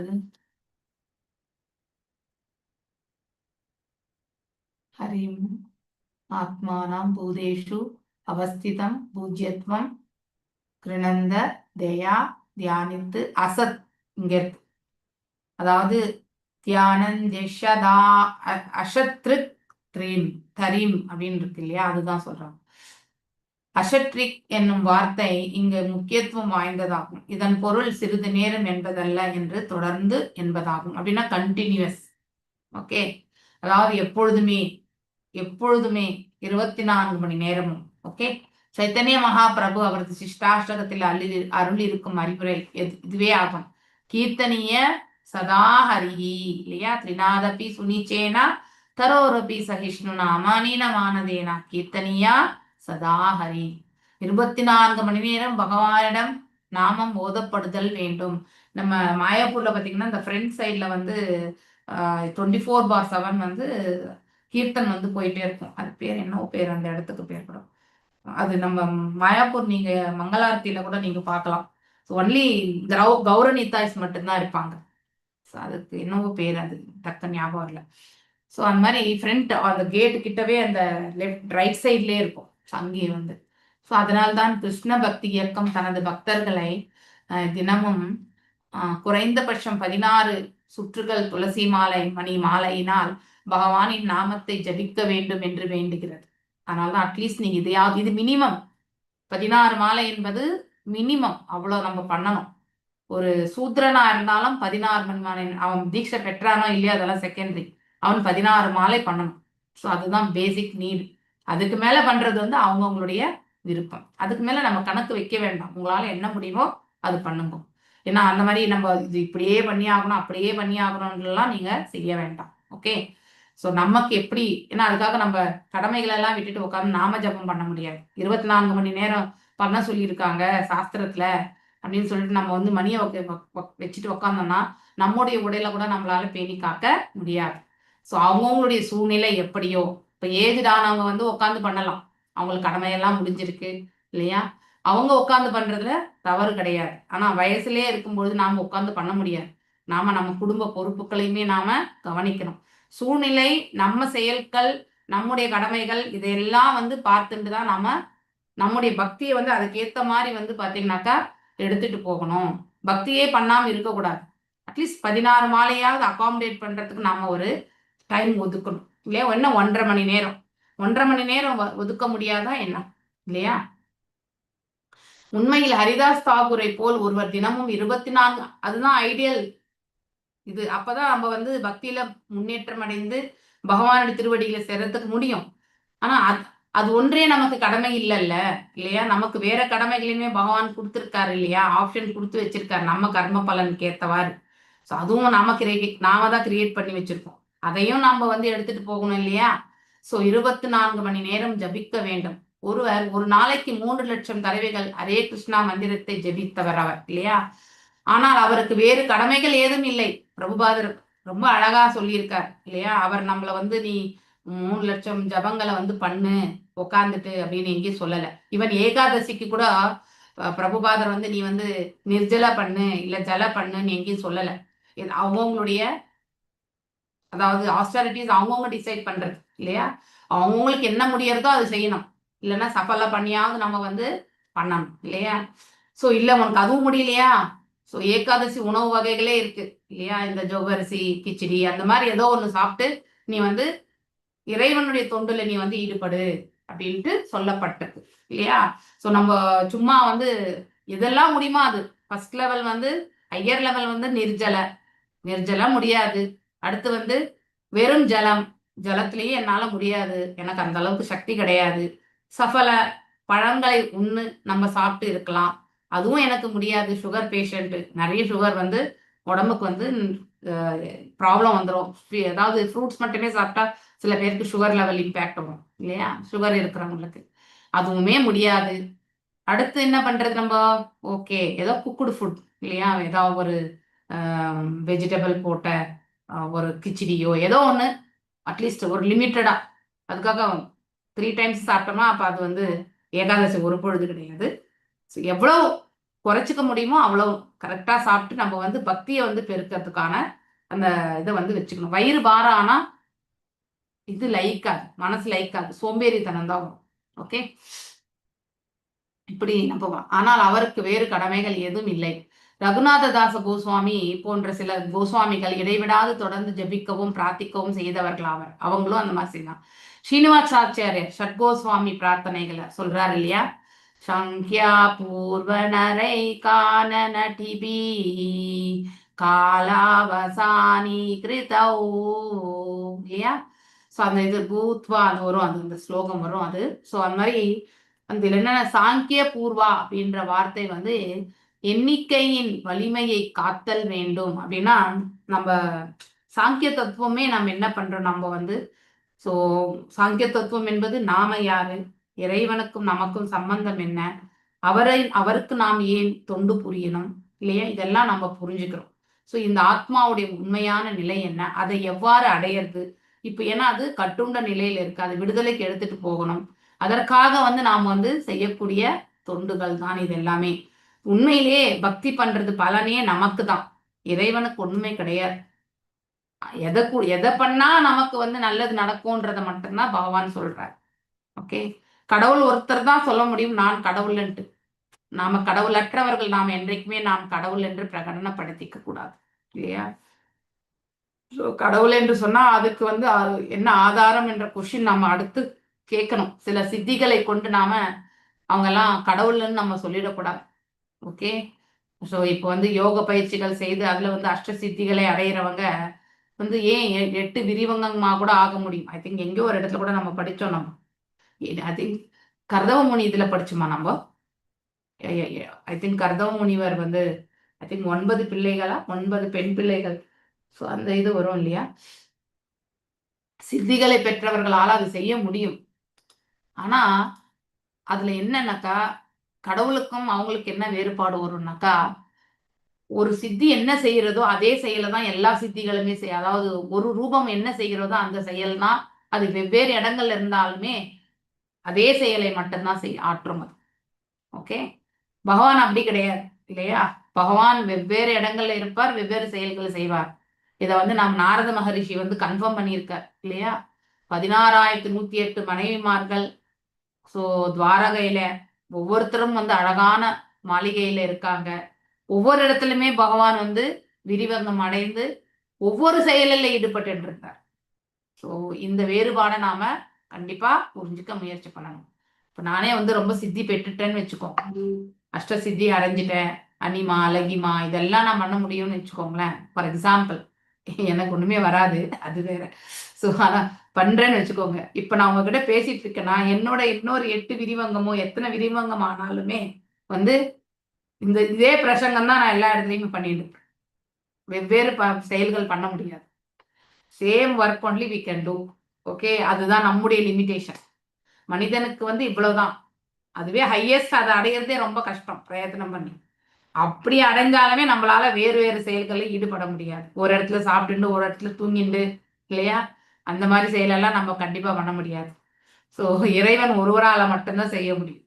ஓகே, பகவான் மிக அதாவது தூரே தந்திகே இல்லையா, அந்த மாதிரி ரொம்ப தூரமாவும் இருப்பார், இங்கே கிட்டேயும் இருப்பார், ஹிருதயத்திலயுமே இருக்கார். அவரை விட நெருக்கமானவங்க யாருமே கிடையாது நமக்கு. ஏன்னா கேப் டிஸ்டன்ஸ் அத்தனை கிட்டக்க இருக்கிறவங்க வந்து பகவான் மட்டும்தான். அதே மாதிரி சொல்ல முடியாத தூரத்திலுமே இருக்கக்கூடியவரும் அவர் தான் இல்லையா. கோலோகம் டாப் மோஸ்ட்ல அவர் தான் இருக்கார். இதை நாம புரிஞ்சுக்கணும். ஸோ இறைவனோட நாம என்றைக்கும் சமம் ஆக முடியாது. நாத்திக தன்மையை வந்து நாம கண்டிப்பா ஏத்துக்கவும் கூடாது. பகவானை வழிபடுவதற்காக அரச புத்திரர்கள் கடுமையான தவங்களை மேற்கொள்ள தயாரான போது சிவபெருமான் முழுமுதற் கடவுளை ஜபிக்கவும் தியானிக்கவும் வேண்டும் என்று அவருக்கு வலியுறுத்தினார். So being a great Vaishnava இல்லையா, இதில் முக்கியமானது என்னவென்றால் தனது தந்தையான பிரம்மதேவன் எவ்வாறு கற்றுக் கொடுத்தாரோ அதன்படியே சிவபெருமான் முழுமுதற் கடவுளுக்கு தனது பிரார்த்தனைகளை செலுத்தியது ஆகும். இவர் எங்கிருந்து கத்துட்டார்? ருத்திரர். ருத்திரருக்கு சொல்லப்பட்டது யாரால? பிரம்மதேவரால. ஏன் இந்த சூழ்நிலை வந்து சொல்லுங்க, அவர் ஏன் தியானத்துல போய் அமர்ந்தார்? ருத்திரர்கள் வந்து பிரம்மருடைய கோபத்தினுடைய அம்சமாக ஆக்ஞா சக்கரத்துல இருந்து வந்தவங்க 11 ருத்திரர்கள். சோ படைக்கும் காலம் வரும்பொழுது இந்த 4 குமாரர்கள் முதல்ல படைச்ச பிறகு அவர் வெறுமனே ஆன்மீக ஆற்றலால் படைக்கப்பட்டவர்கள். அவர்கள் வந்து 4 திக்குகளுக்கு சென்று இந்த பிரஜனி அதாவது வம்ச விருதிகள் என்று செய்யணுன்றதுக்காக தான் வந்து படைச்சார். ஆனா அவங்க என்ன சொல்லிடுறாங்க, நோ நாங்க எப்பவுமே பகவானை சேவிப்போம் அவ்வளவுதான் அப்படின்னுட்டு. அப்பா சொன்ன வார்த்தை கேட்கல. உடனே பிரம்மருக்கு கோபம் வந்தது. அந்த கோபத்தினால அந்த ஆக்ஞா சக்கரத்துல இருந்து பிறந்தவங்க தான் வந்து ருத்திரர்கள் இல்லையா, படிச்சிருக்கோம் நம்ம. சோ அவங்க கோபத்திலிருந்து வந்ததால அந்த தருணத்திலிருந்து வந்ததால அவர்கள் படைக்கும் தொழில் அவங்க வந்து பிரம்மர் சொன்ன வேலை செய்தாங்க. ஒரு புறம் படைத்தல், ஒரு புறம் அழிவு. ஏன்னா அவங்க ஒரு புறம் இப்படியே போயிட்டே இருந்தா நிரந்தரமற்ற ஒரு நிலை இல்லையா. சோ எப்ப பிரளயம் ஏற்படணுமோ, சிறு சிறு பிரளயம் கூட எப்ப ஏற்படணும்ன்ற இருக்கோ அப்பதான் ஏற்படணும். அதை விடுத்துட்டு ஒரு புறம் நான் வந்து பண்ணிட்டே இருக்க, ஒரு புறம் அழிச்சுட்டே வந்தா என்ன புண்ணியம். சோ அதனால என்ன பண்றாரு பிரம்மதேவர், அவரை அழைச்சிட்டு நீங்க எல்லாரும் போயிட்டு, அதாவது ருத்திரர் அழைச்சிட்டு நீங்க போயிட்டு தவம் பண்ணுங்கன்னு அமைச்சிடுறாரு பகவான் மீது. சோ இந்த ருத்ர கீதம் இப்ப பாடினது மொத்தமே பிரம்மர் வந்து யாருக்கு சொன்னது? சிவபெருமானுக்கு எடுத்துரைச்சு. அததான் இந்த இடத்துல சொல்றாங்க சொல்லி. ஓகே, சோ தனது குருவிடமிருந்து தான் கற்றவை செயல்படுத்துவதோடு அவற்றை தன் சீடர்களுக்கும் ஒருவன் வழங்க வேண்டும் இல்லையா. ஒரு வைஷ்ணவா அது செய்யணும். இதில் உள்ள ஆத்மானாம் ஆத்மஸ்தம் சர்வபூதேஷு அவள் திதம் என்னும் என்பது மிகவும் அவள் என்றது இல்ல ஆத்மானாம் இங்க இருக்கு. ஆத்மஸ்துவம் சர்வபூதேஷு அவஸ்திதம். அது ஓகே, அவல்திதம் இருக்கு, ஸ்பெல்லிங் மிஸ்டேக். ஓகே, அது ஒரே ஒரு வேர்ட். மிகவும் முக்கியத்துவம் உடையதாகும். முழுமுதற் கடவுளே எல்லா உயிர்களுக்கும் ஆதாரமாக விளங்குபவர். ஆத்மானாம் ஆத்மஸ்தம் சர்வபூதேஷு அவஸ்திதம். ஓகே, சோ சர்வபூதேஷு அனைத்து உயிர்களும், ஆத்மஸ்தம் ஹிருதயத்துல இருக்கக்கூடியவரும் பகவான் தான், பரமாத்மாவாக இல்லையா. சோ அவரே என்பதை வந்து சொல்லப்பட்டிருக்கு. பகவானின் முக்கியமான பாகங்களாக உயிர்கள் இருப்பதினால் அவற்றின் தந்தையாக பகவான் விளங்குகிறார் இல்லையா. சோ அவர் எல்லோர் உள்ளங்களிலுமே வீற்றிருப்பதினால் பரமபுருஷ பகவானை ஒருவன் மிக எளிதாக தேடி கண்டு கொள்ளலாம். இச்லோகம் பகவானை பிரார்த்திக்கும் முறையினை மிக எளியதாகவும் முழுமையாகவும் செய்யலாம் என்று கூறுகிறது இல்லையா. சிம்பிளா வந்து உட்கார்ந்து நாம பகவானின் நாமங்களை கண்டிப்பா சொல்லலாம். வாழ்க்கையில் எந்நிலை இருந்தாலும் எந்த சுச்சுவேஷன் இருந்தாலும் நம்ம வாய் யாராலுமே வந்து நிறுத்த முடியாது இல்லையா. சோ மனசளவுல கூட நம்ம என்ன பண்றோம்னு யாராலும் எடுத்துரைக்க வேண்டிய அவசியம் இல்லை. சோ எந்த இடத்துலயாவது நமக்கு அந்த மாலை எடுத்துட்டு போகாம போயிட்டாலோ,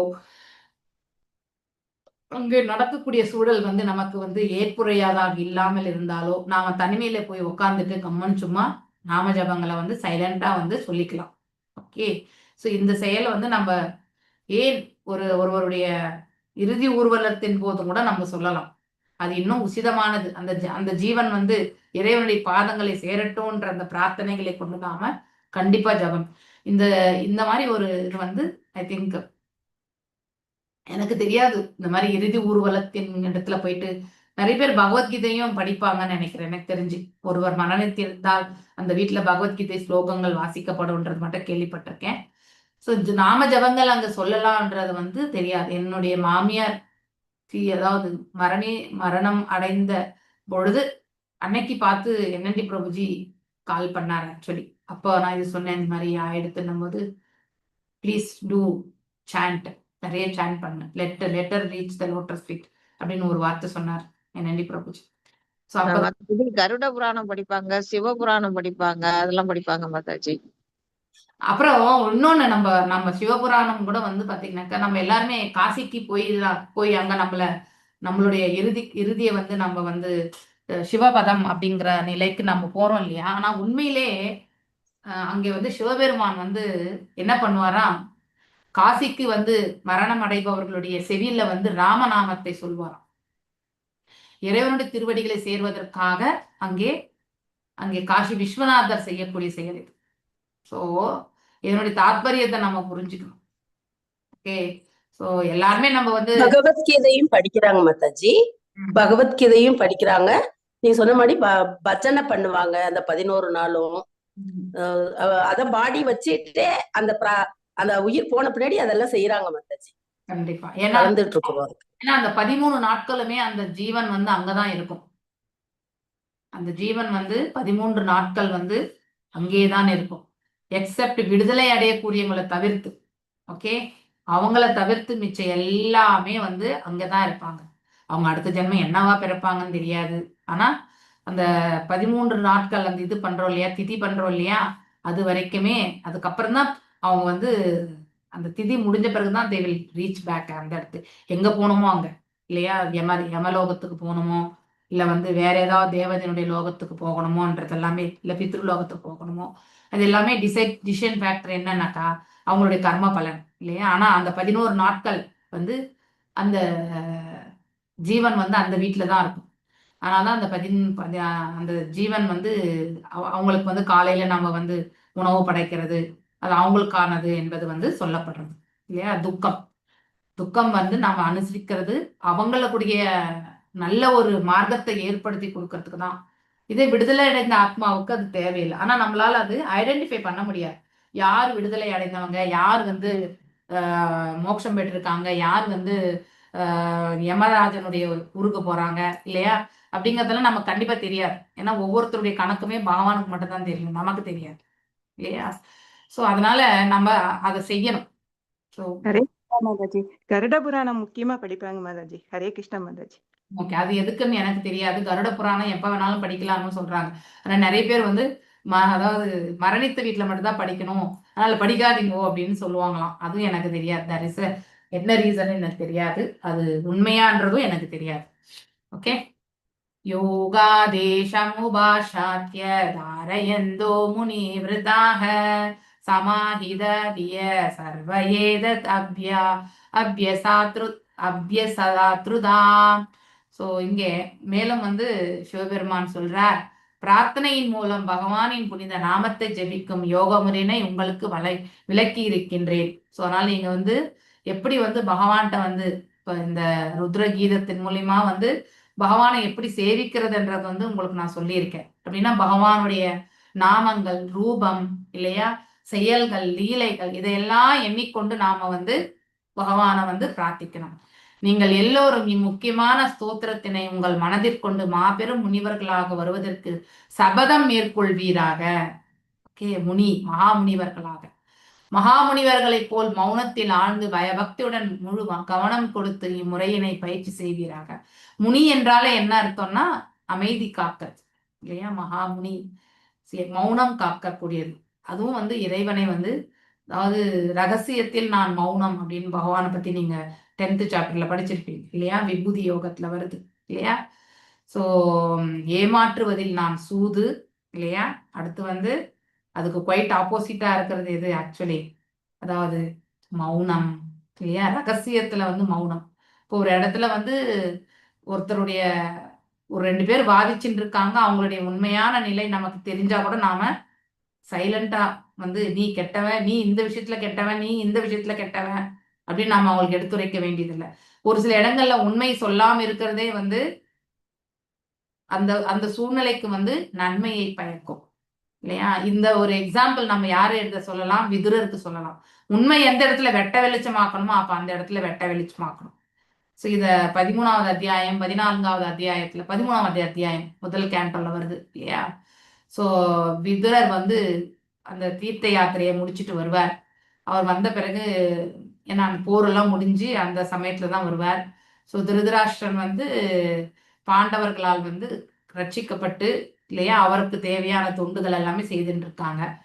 ஸோ அதாவது திருதராஷ்டிரன் வந்து தன்னுடைய 100 புதல்வர்கள் போன பிறகு கூட அவர் வந்து அந்த பதவி அடுத்து வந்து அரண்மனை வாழ்க்கை இதன் மேல் இருக்கக்கூடிய மோகத்தை அவர் விடவே இல்லை இல்லையா? அதுவும் அதுக்கப்புறம் யாத்திரை முடிஞ்சு வந்த பிறகு அவருக்கு வந்து நீராடுவதற்கான ஏற்பாடுகள் செய்து நல்ல உணவு எல்லாமே பரிமாற்றமான பிறகு அவருக்கு ஒரு நல்ல ஆசனத்தை கொடுத்து அமருவதற்கான கொடுத்து அதன் பிறகு யுதிஷ்டர் வந்து பேசலாறாங்க, எல்லாரும் பேசுறாங்க. அப்போ பேசின பிறகு என்னெல்லாம் எக்ஸப்ட் கிருஷ்ணர் இந்த பிரபஞ்சத்தை விட்டு நீங்கினார் என்ற விஷயத்தை தவிர அதை வந்து அவர் சொல்லுவாருன்னு நினைச்சிட்டு யுதிஷ்டர் மகாராஜா கேட்டுட்டே இருப்பார். அதை தவிர்த்து எல்லா விஷயங்களுமே கவர் பண்ணுவார். ஸோ ஏன் அதை வந்து சொல்லலைன்னா பாண்டவர்கள் வந்து பக்தர்கள் இல்லையா? பகவான் இந்த பிரபஞ்சத்தை விட்டு நீங்கினாருன்னா அதை வந்து கேட்டு அவர்கள் வந்து தாங்க மாட்டாங்க அப்படிங்கிறதுக்காக சொல்லவே மாட்டார். ஸோ அந்த இடத்துல அவர் சொல்ல மாட்டார். பிற்காலத்துல தெரிய வரும் அப்படிங்கிறது அவருக்கு தெரியும். ஸோ அந்த இடத்தை விட்டு அவர் அகலம் வரை அந்த உண்மையை அவர் சொல்லக்கூடாதுன்னு நினைச்சு அவர்கள் ஏன்னா ஒவ்வொரு செயலிலுமே அவர்கள் நிறைய துன்பத்தை அனுபவித்தவர்கள் அவர்கள். அதனால இந்த துன்பத்தை அவங்க தாங்க மாட்டாங்கன்றதுக்காக உண்மையை சொல்ல மாட்டாங்க. இது இந்த மாதிரி நம்ம வந்து ஏன் மறைக்கணும், சில இடத்துல மௌனமா இருக்கணும்ன்றதுக்கு உதாரணம் நம்ம விதுரருடைய ஆக்ஷனை நம்ம எடுத்துக்கலாம். ஆனா வெட்ட வெளிச்சமாக்கணும்ன்றதுக்கு வந்து ஒரு உதாரணம் எது? திருதராஷ்டிரரை வந்து நீ வந்து அதாவது பீமனுடைய கைகளால வந்து நீ சாப்பிடணுமா, நீ அதாவது துரியோதனன் வந்து அவருக்கு வந்து நஞ்சை கொடுத்தார் இல்லையா திருப்பிராயத்துல. சோ அந்த விஷத்தை கொடுத்த அவனை கொல்லணும்னு நினைச்ச அந்த அப்படிப்பட்டவருடைய கைகளால நீ இன்னும் சாப்பிடணுமா, உன்னுடைய பிள்ளைகள் வந்து போயாச்சு அப்படின்னு ரொம்பவுமே வாஸ் டைரக்ட்லி ஹிட். ஸோ இந்த மாதிரியான உணவு வந்து சாப்பிடவே மாட்டாங்க யாருமே. ஒரு விரோதியின் கையிலால வந்து நாம சாப்பிடக்கூடாது அப்படிங்கிற ஒரு தத்துவத்தை எல்லாமே அவர் வந்து கொடுத்துருப்பாரு அந்த இடத்துல. ஸோ அதன் பிறகு வந்து திருதராஷ்டிரன் வந்து யாருக்கும் சொல்லாம அன்றைய நைட் வந்து கிளம்புவார். அவர் கணவர் செல்வதை கண்டு காந்தாரியுமே பின்தொடர்வாள். அதன் பிறகு விதுரரும் வந்து யாத்திரைக்கு கிளம்பி போயிடுவார். 3 பேருமே வந்து போவாங்க ஒரு இடத்துக்கு தான்.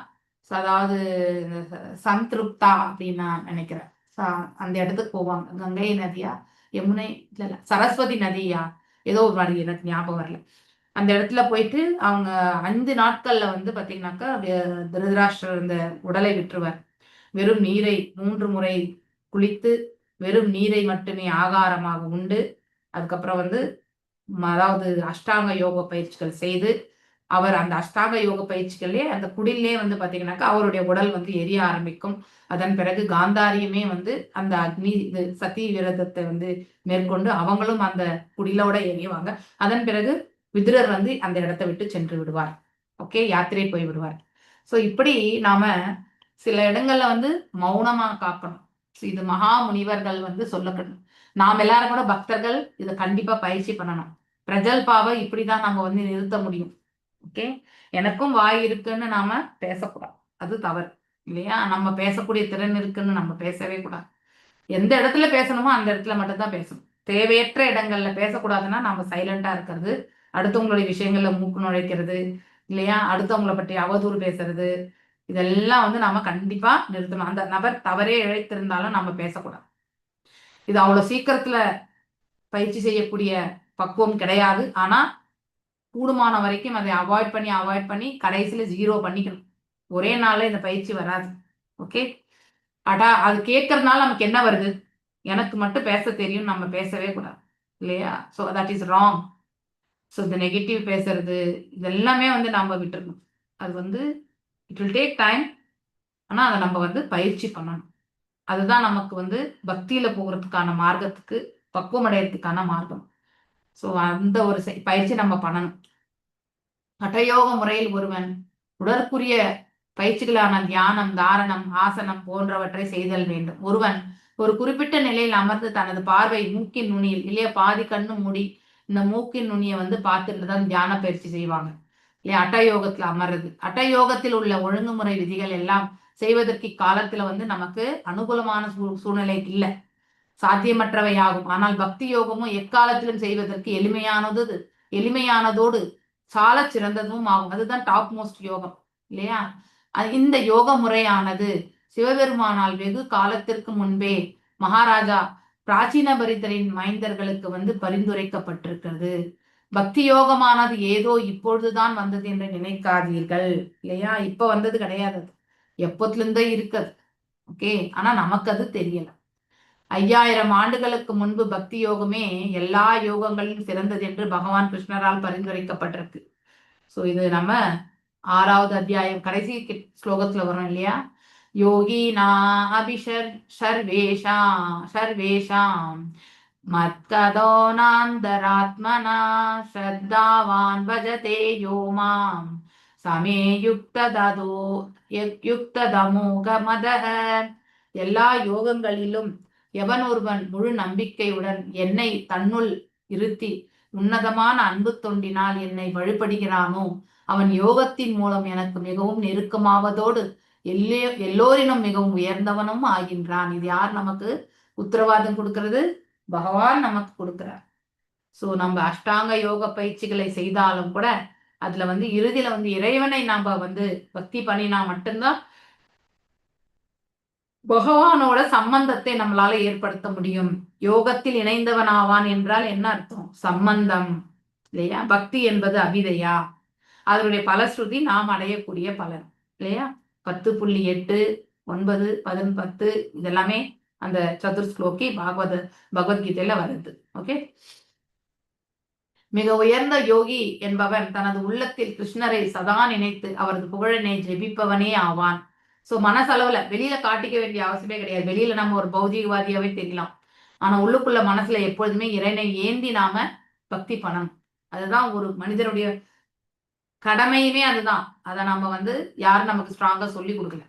அதாவது பக்தி யோகமானது என்று பிறந்தது என்று கண்டறிய முடியாத இயல்பினதாக இருந்தும் இன்னும் கிருஷ்ண பக்தி ஏகத்தின் மூலம் தொடர்ந்து கொண்டிருக்கிறது. முனி விரதா என்னும் வார்த்தை இந்த இடத்துல மிகவும் முக்கியமான வார்த்தை ஆகும். ஏனெனில் ஆன்மீக வாழ்வில் வளர்ச்சி அடைய விரும்பும் ஒருவன் மௌனத்தில் மிகவும் இருத்தல் அவசியமாகும்.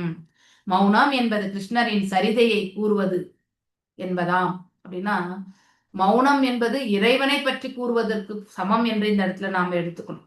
ஓகே, சோ மௌனமா இருந்தாக்கா பகவான், அதாவது மௌனமா நம்ம எப்படி இருக்க முடியும்? இறைவனுடைய லீலைகள் இதெல்லாமே மனசுல நம்ம அசை போட்ட வண்ணம் இல்லையா. வெறும் இந்த சப்தத்தை வந்து வெளிப்படுத்தாம அமைதி காக்கக்கூடியது. ஆனா உள்ளுக்குள்ள நம்ம ஏதாவது பேசலன்னா நம்ம மனசுல ஏதாவது ஓடிட்டு தான் இருக்கும். அந்த ஏதோ ஒண்ணு ஓடுறது வந்து இறைவனை பற்றியதாக இருக்கணும். அப்ப நமக்கு மௌனத்தை சுலபமா பயிற்சி பண்ண முடியும். வேற எதுவா இருந்தாலும் நம்ம பேச ஆரம்பிச்சிடும். அம்பரீஷ் மகாராஜா இதுதான். சபை மன கிருஷ்ண பதாரவிந்தயோர் வாசாம் சிவை கொண்ட குணானுவர்ணனே. இது அதாவது அவருடைய பிரார்த்தனைகள் இருக்கும். இது ரொம்ப அழகான பிரார்த்தனைகள். இந்த 2 வரி நான் நிறைய வாட்டி கேள்விப்பட்டிருக்கேன். மன்னர் அம்பரீஷர் எப்போதும் தனது மனதை பகவானின் திருவடி தாமரைகள் மீது வைத்து அவரை பற்றியே பேசி கொண்டிருப்பார். அதாவது உள்ளுக்குள்ள இல்லையா. உள்ளுக்குள்ள வந்து நாம பேசலாம். அதாவது உள்ளுக்குள்ள மனசுல வந்து நாம இறைவனை எண்ணி எண்ணி நாம அவருடைய திருவடிகளுக்கு நாம நமஸ்காரங்களை பண்றதோ அவரு புகழாரங்களை பாடுவதோ இதெல்லாம் நாம கண்டிப்பா செய்யலாம். இவ்வாய்ப்பினை நமக்கு நன்கு பயன்படுத்தி கொண்டு வேண்டாத நபர்களை பற்றி தேவையில்லாதவர்களும் பேசாதிருந்தாலே போதும், மகாமுனிவர் ஆகிவிடலாம். இதுக்கு ஒரு பெரிய பயிற்சி எல்லாம் தேவையில்லை. அடுத்தவங்களை பத்தி நம்ம பேசாம இருந்தாலே நாம பெரிய முனிவர்களாகக்கூடிய சக்தி பெற முடியும். எவ்வித கவன சிதறலுக்கும் இடம் கொடாது நாம் கிருஷ்ணரையே அல்லது அவரது ஹரே கிருஷ்ணா மகா மந்திரத்தையே ஜபித்தல் வேண்டும். இதுவே முனி விரதம் எனப்படுவது. புத்தியானது மிகவும் தெளிவாக இருந்து சமாஹித தியக கிருஷ்ண உணர்வில் எப்பொழுதும் நிலை பெற வேண்டும். ஸோ பிளக்சுவேஷன்ஸ் வரக்கூடாது இல்லை. இப்போ ஒரு தவ வாழ்க்கை செய்யலாம் நினைச்சிருக்கோம், ஆனா அது 10 நிமிஷம் கழிச்சு அதே மனோபாவம் நமக்கு இருக்கா இல்லையா. ஸோ ஏன்னா அதை விட இன்னும் மேன்மையா நாம கருதக்கூடிய பௌதீகத்துல ஏதோ ஒன்றுல நாம ஆழ்ந்திருப்போம். அப்ப அந்த பக்தியும் நாம பண்ண மாட்டோம். கிருஷ்ண உணர்வில் எப்பொழுது நிலை பெற வேண்டும்.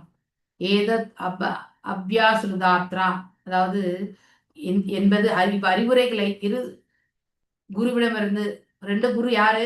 ஒண்ணு சிக்ஷா குரு, இன்னொன்னு வந்து தீக்ஷா குரு. தீக்ஷா குரு கடையில என்னாக்கா நமக்கு உள்ளுக்குள்ள சைத்த குரு இல்லையா? சோ அவங்க கிட்ட இருந்து நாம கண்டிப்பா அதற்கேற்றாற் போல் ஒருவன் பயிற்சி செய்தான் என்றால் அவன் இப்பக்தி யோக முறையானது மிகவும் எளியது என்று கண்டுகொள்வான். ஆக்சுவலி பக்தி என்பது சுலபம் தான். ஆனா அது அன்றாடம் பயிற்சி செய்யறது தான் நமக்கு கடினமான டைம் நம்ம ஒதுக்கி இல்லையா? பிராக்டிஸ். இதம் ஆபுராஸ்மாகம் பகவான் விஸ்வஸ்கிருத்பதிஹி பிரபுத்வ ஆதீனாமாத்மஜானம் விஸ்ருஷ்ய சம்ஸ்ருஷா சிஸ்ருஷ்ய சம்சிஷ்ருஷாதாம். ஸோ எல்லாவற்றையுமே படைத்தவரான நான்முக பிரம்மனாலே இப்பிரார்த்தனை முதலில் அவருக்கு கிடைச்சதுன்னு சொல்றார். பிருதுவின் தலைமையின் கீழுள்ள நமக்கு அருளப்பட்டது. அதாவது இந்த பிருகு அது பிருது கிடையாது, பிருகு முனிவர். பிருகுவின் தலைமையின் கீழ் உள்ள படைப்பாளர்கள் படைக்க வேண்டும் என்று விரும்பியதால் அவர்களுக்கும் இது அறிவுறுத்தப்பட்டது இல்லையா? நம்ம படிச்சிருக்கோம். எத்தனை பேருக்கு நாம் அதாவது மரிச்சி, பிருகு, அத்ரி, வசிஷ்டர் இவங்க எல்லாருமே அந்த காலகட்டத்துல படைச்சவங்க தான் இல்லையா? சோ அவங்களுடைய தலைமையின் கீழ் நமக்கு இது அருளப்பட்டதுன்னு சொல்லப்பட்டது. ஓகே. சோ பிரம்மதேவன் மகாவிஷ்ணுவினால் படைக்கப்பட்டவர். அதாவது யாரு? கர்ப்போதகசாயி விஷ்ணு. பின்னர் பிருகு முனிவரின் தலைமையின் கீழ் சிவபெருமான் உள்ளிட்ட மகா முனிவர்களை பிரம்மதேவன் வந்து படைக்கிறார். சோ 7 பிற முனிவர்களும் மற்றும் 4 அந்த இது இல்லையா வரும் இல்லையா? அந்த இதுலதான் நம்ம இது பார்க்கிறோம். சோ மரிஷி, பிருகு இவங்க எல்லாருமே, வசிஷ்டர் இந்த மாதிரி மக்கட்தொகையினை பெருக்கும் பணியில் ஈடுபடுத்தினர். அதே சமயம் பிரம்மதேவன் தனது மைந்தர்களை சீடர்களாக எச்சரித்து சிவபெருமான இப்போது செய்த பிரார்த்தனையினை தொடர்ந்து செய்யும்படி வந்து வற்புறுத்தினார். பௌதீக படைப்பு என்பது பௌதீக செயலுக்குரியதாகும் இல்லையா? இந்த உலகத்துல நாம பௌதீக செயல் தான் செய்யணும். ஆனால் அந்த சிவபெருமான் தனது பிரார்த்தனை கூறில் அப்படி பகவான் நமக்கு இருக்கும் உறவினை நாம் எப்பொழுதுமே சிந்தித்து கொண்டு இருப்போம் என்றால் இப்பௌதீக செயல்களால் நம்மளால வெற்றி கொள்ள முடியும். தானாகவே அது வந்து நாம் செயல்பட்டாலே அது நல்ல நிலையில வந்துடும். ஸோ நாம் எப்பவுமே இறைவனை துதித்து கொண்டு நம்முடைய அன்றாட செயல்களை நாம ஆற்றினால் நம்ம வந்து அதாவது பௌதீக லாபம் தேடி நம்ம தனித்து தேட வேண்டிய அவசியம் கிடையாது. அது ஆட்டோமேட்டிக்லி நமக்கு வந்து சேரும். ஓகே. நமக்கு எது நன்மையோ அது பகவான் கொடுப்பார். இம்முறையில் நாம் முழுமுதற் கடவுளுமான தொடர்பினை நிலைத்து நீடித்திருக்க செய்ய வேண்டும். சோ எப்பவுமே இறைவனை எண்ணி எண்ணி நாம பக்தி கொள்ளும் பொழுது அவரை எப்பொழுதுமே எண்ணக்கூடிய அந்த இதுல வரும் இல்லையா? நம்முடைய சுபாவத்துல வந்து நிற்கும். அப்போ மரணிக்கும் காலத்திலயுமே அவரை எண்ணக்கூடிய அந்த பாக்கியத்தை பெறுவோம். அவ்வாறு மரணிக்கும் காலத்துல நாம எண்ணக்கூடிய நிலை வரும்பொழுது இறைவனுடைய திருப்பாதங்களை நாம கண்டிப்பா போய் செய்யும். சோ இந்நோக்கத்திற்காக ஏற்படுத்தப்பட்டதாகும் இது. அதாவது கிருஷ்ண உணர்வை பாதையிலிருந்து விலகிவிடக்கூடாது. எப்பவுமே நாம we should have that association. ரொம்ப முக்கியம். கிருஷ்ண பக்தி இயக்கமானது இந்நோக்கத்திற்காகவே ஏற்படுத்தப்பட்டதாகும். இப்பௌதீக உலகில் எல்லோரும் வர்ணாசிரம் தர்மம் எனப்படும் தங்களுடைய கடமைகளை ஈடுபட்டிருக்கிறார் இல்லையா? அந்தனர், பிராமணர், சத்திரியர், வைசியர் எல்லாமே அவங்கவுங்களுடைய கடமைகளை வந்து அவங்க ஈடுபட்டிருக்காங்க. சோ நின்றாலும் அவர்களது முழுமுதற் கடவுளிடம் தமக்குள்ள உறவினை தொடர்ந்து நினைவில் கொண்டால் எல்லாம் வெற்றிகரமாக அமையும். சோ எப்பவுமே நாம் இறைவனை மறந்து விடக்கூடாது. சோ எப்பொழுதும் நினைவில் கொள்ளக்கூடிய அத்தகைய பயிற்சியை தான் நாம செய்யணும்.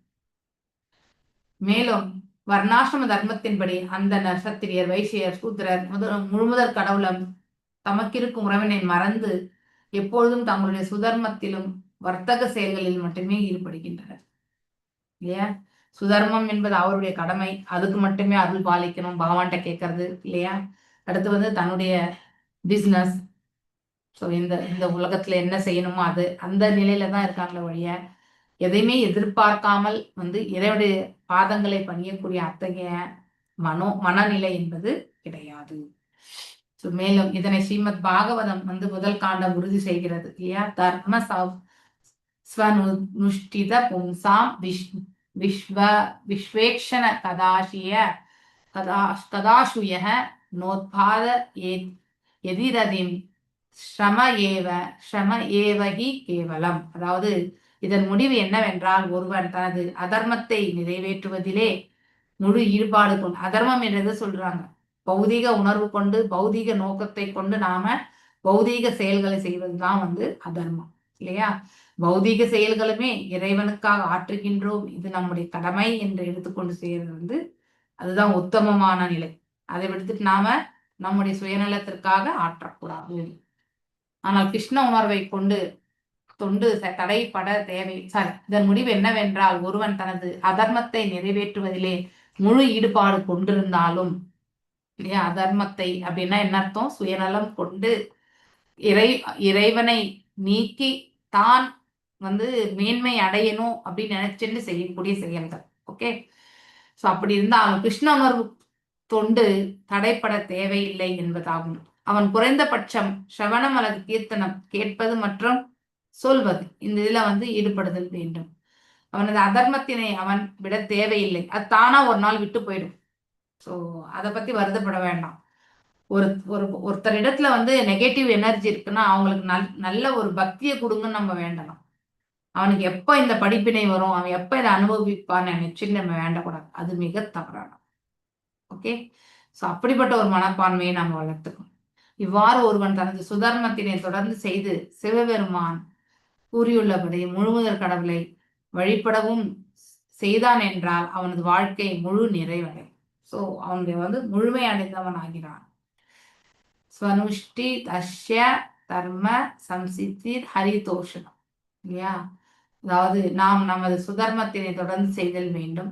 தர்மத்தின் மூலம் முழுமுதற் கடவுளை திருப்திப்படுத்தவும் முயன்றோம் என்றால் நமது வாழ்க்கை முழு நிறைவடை.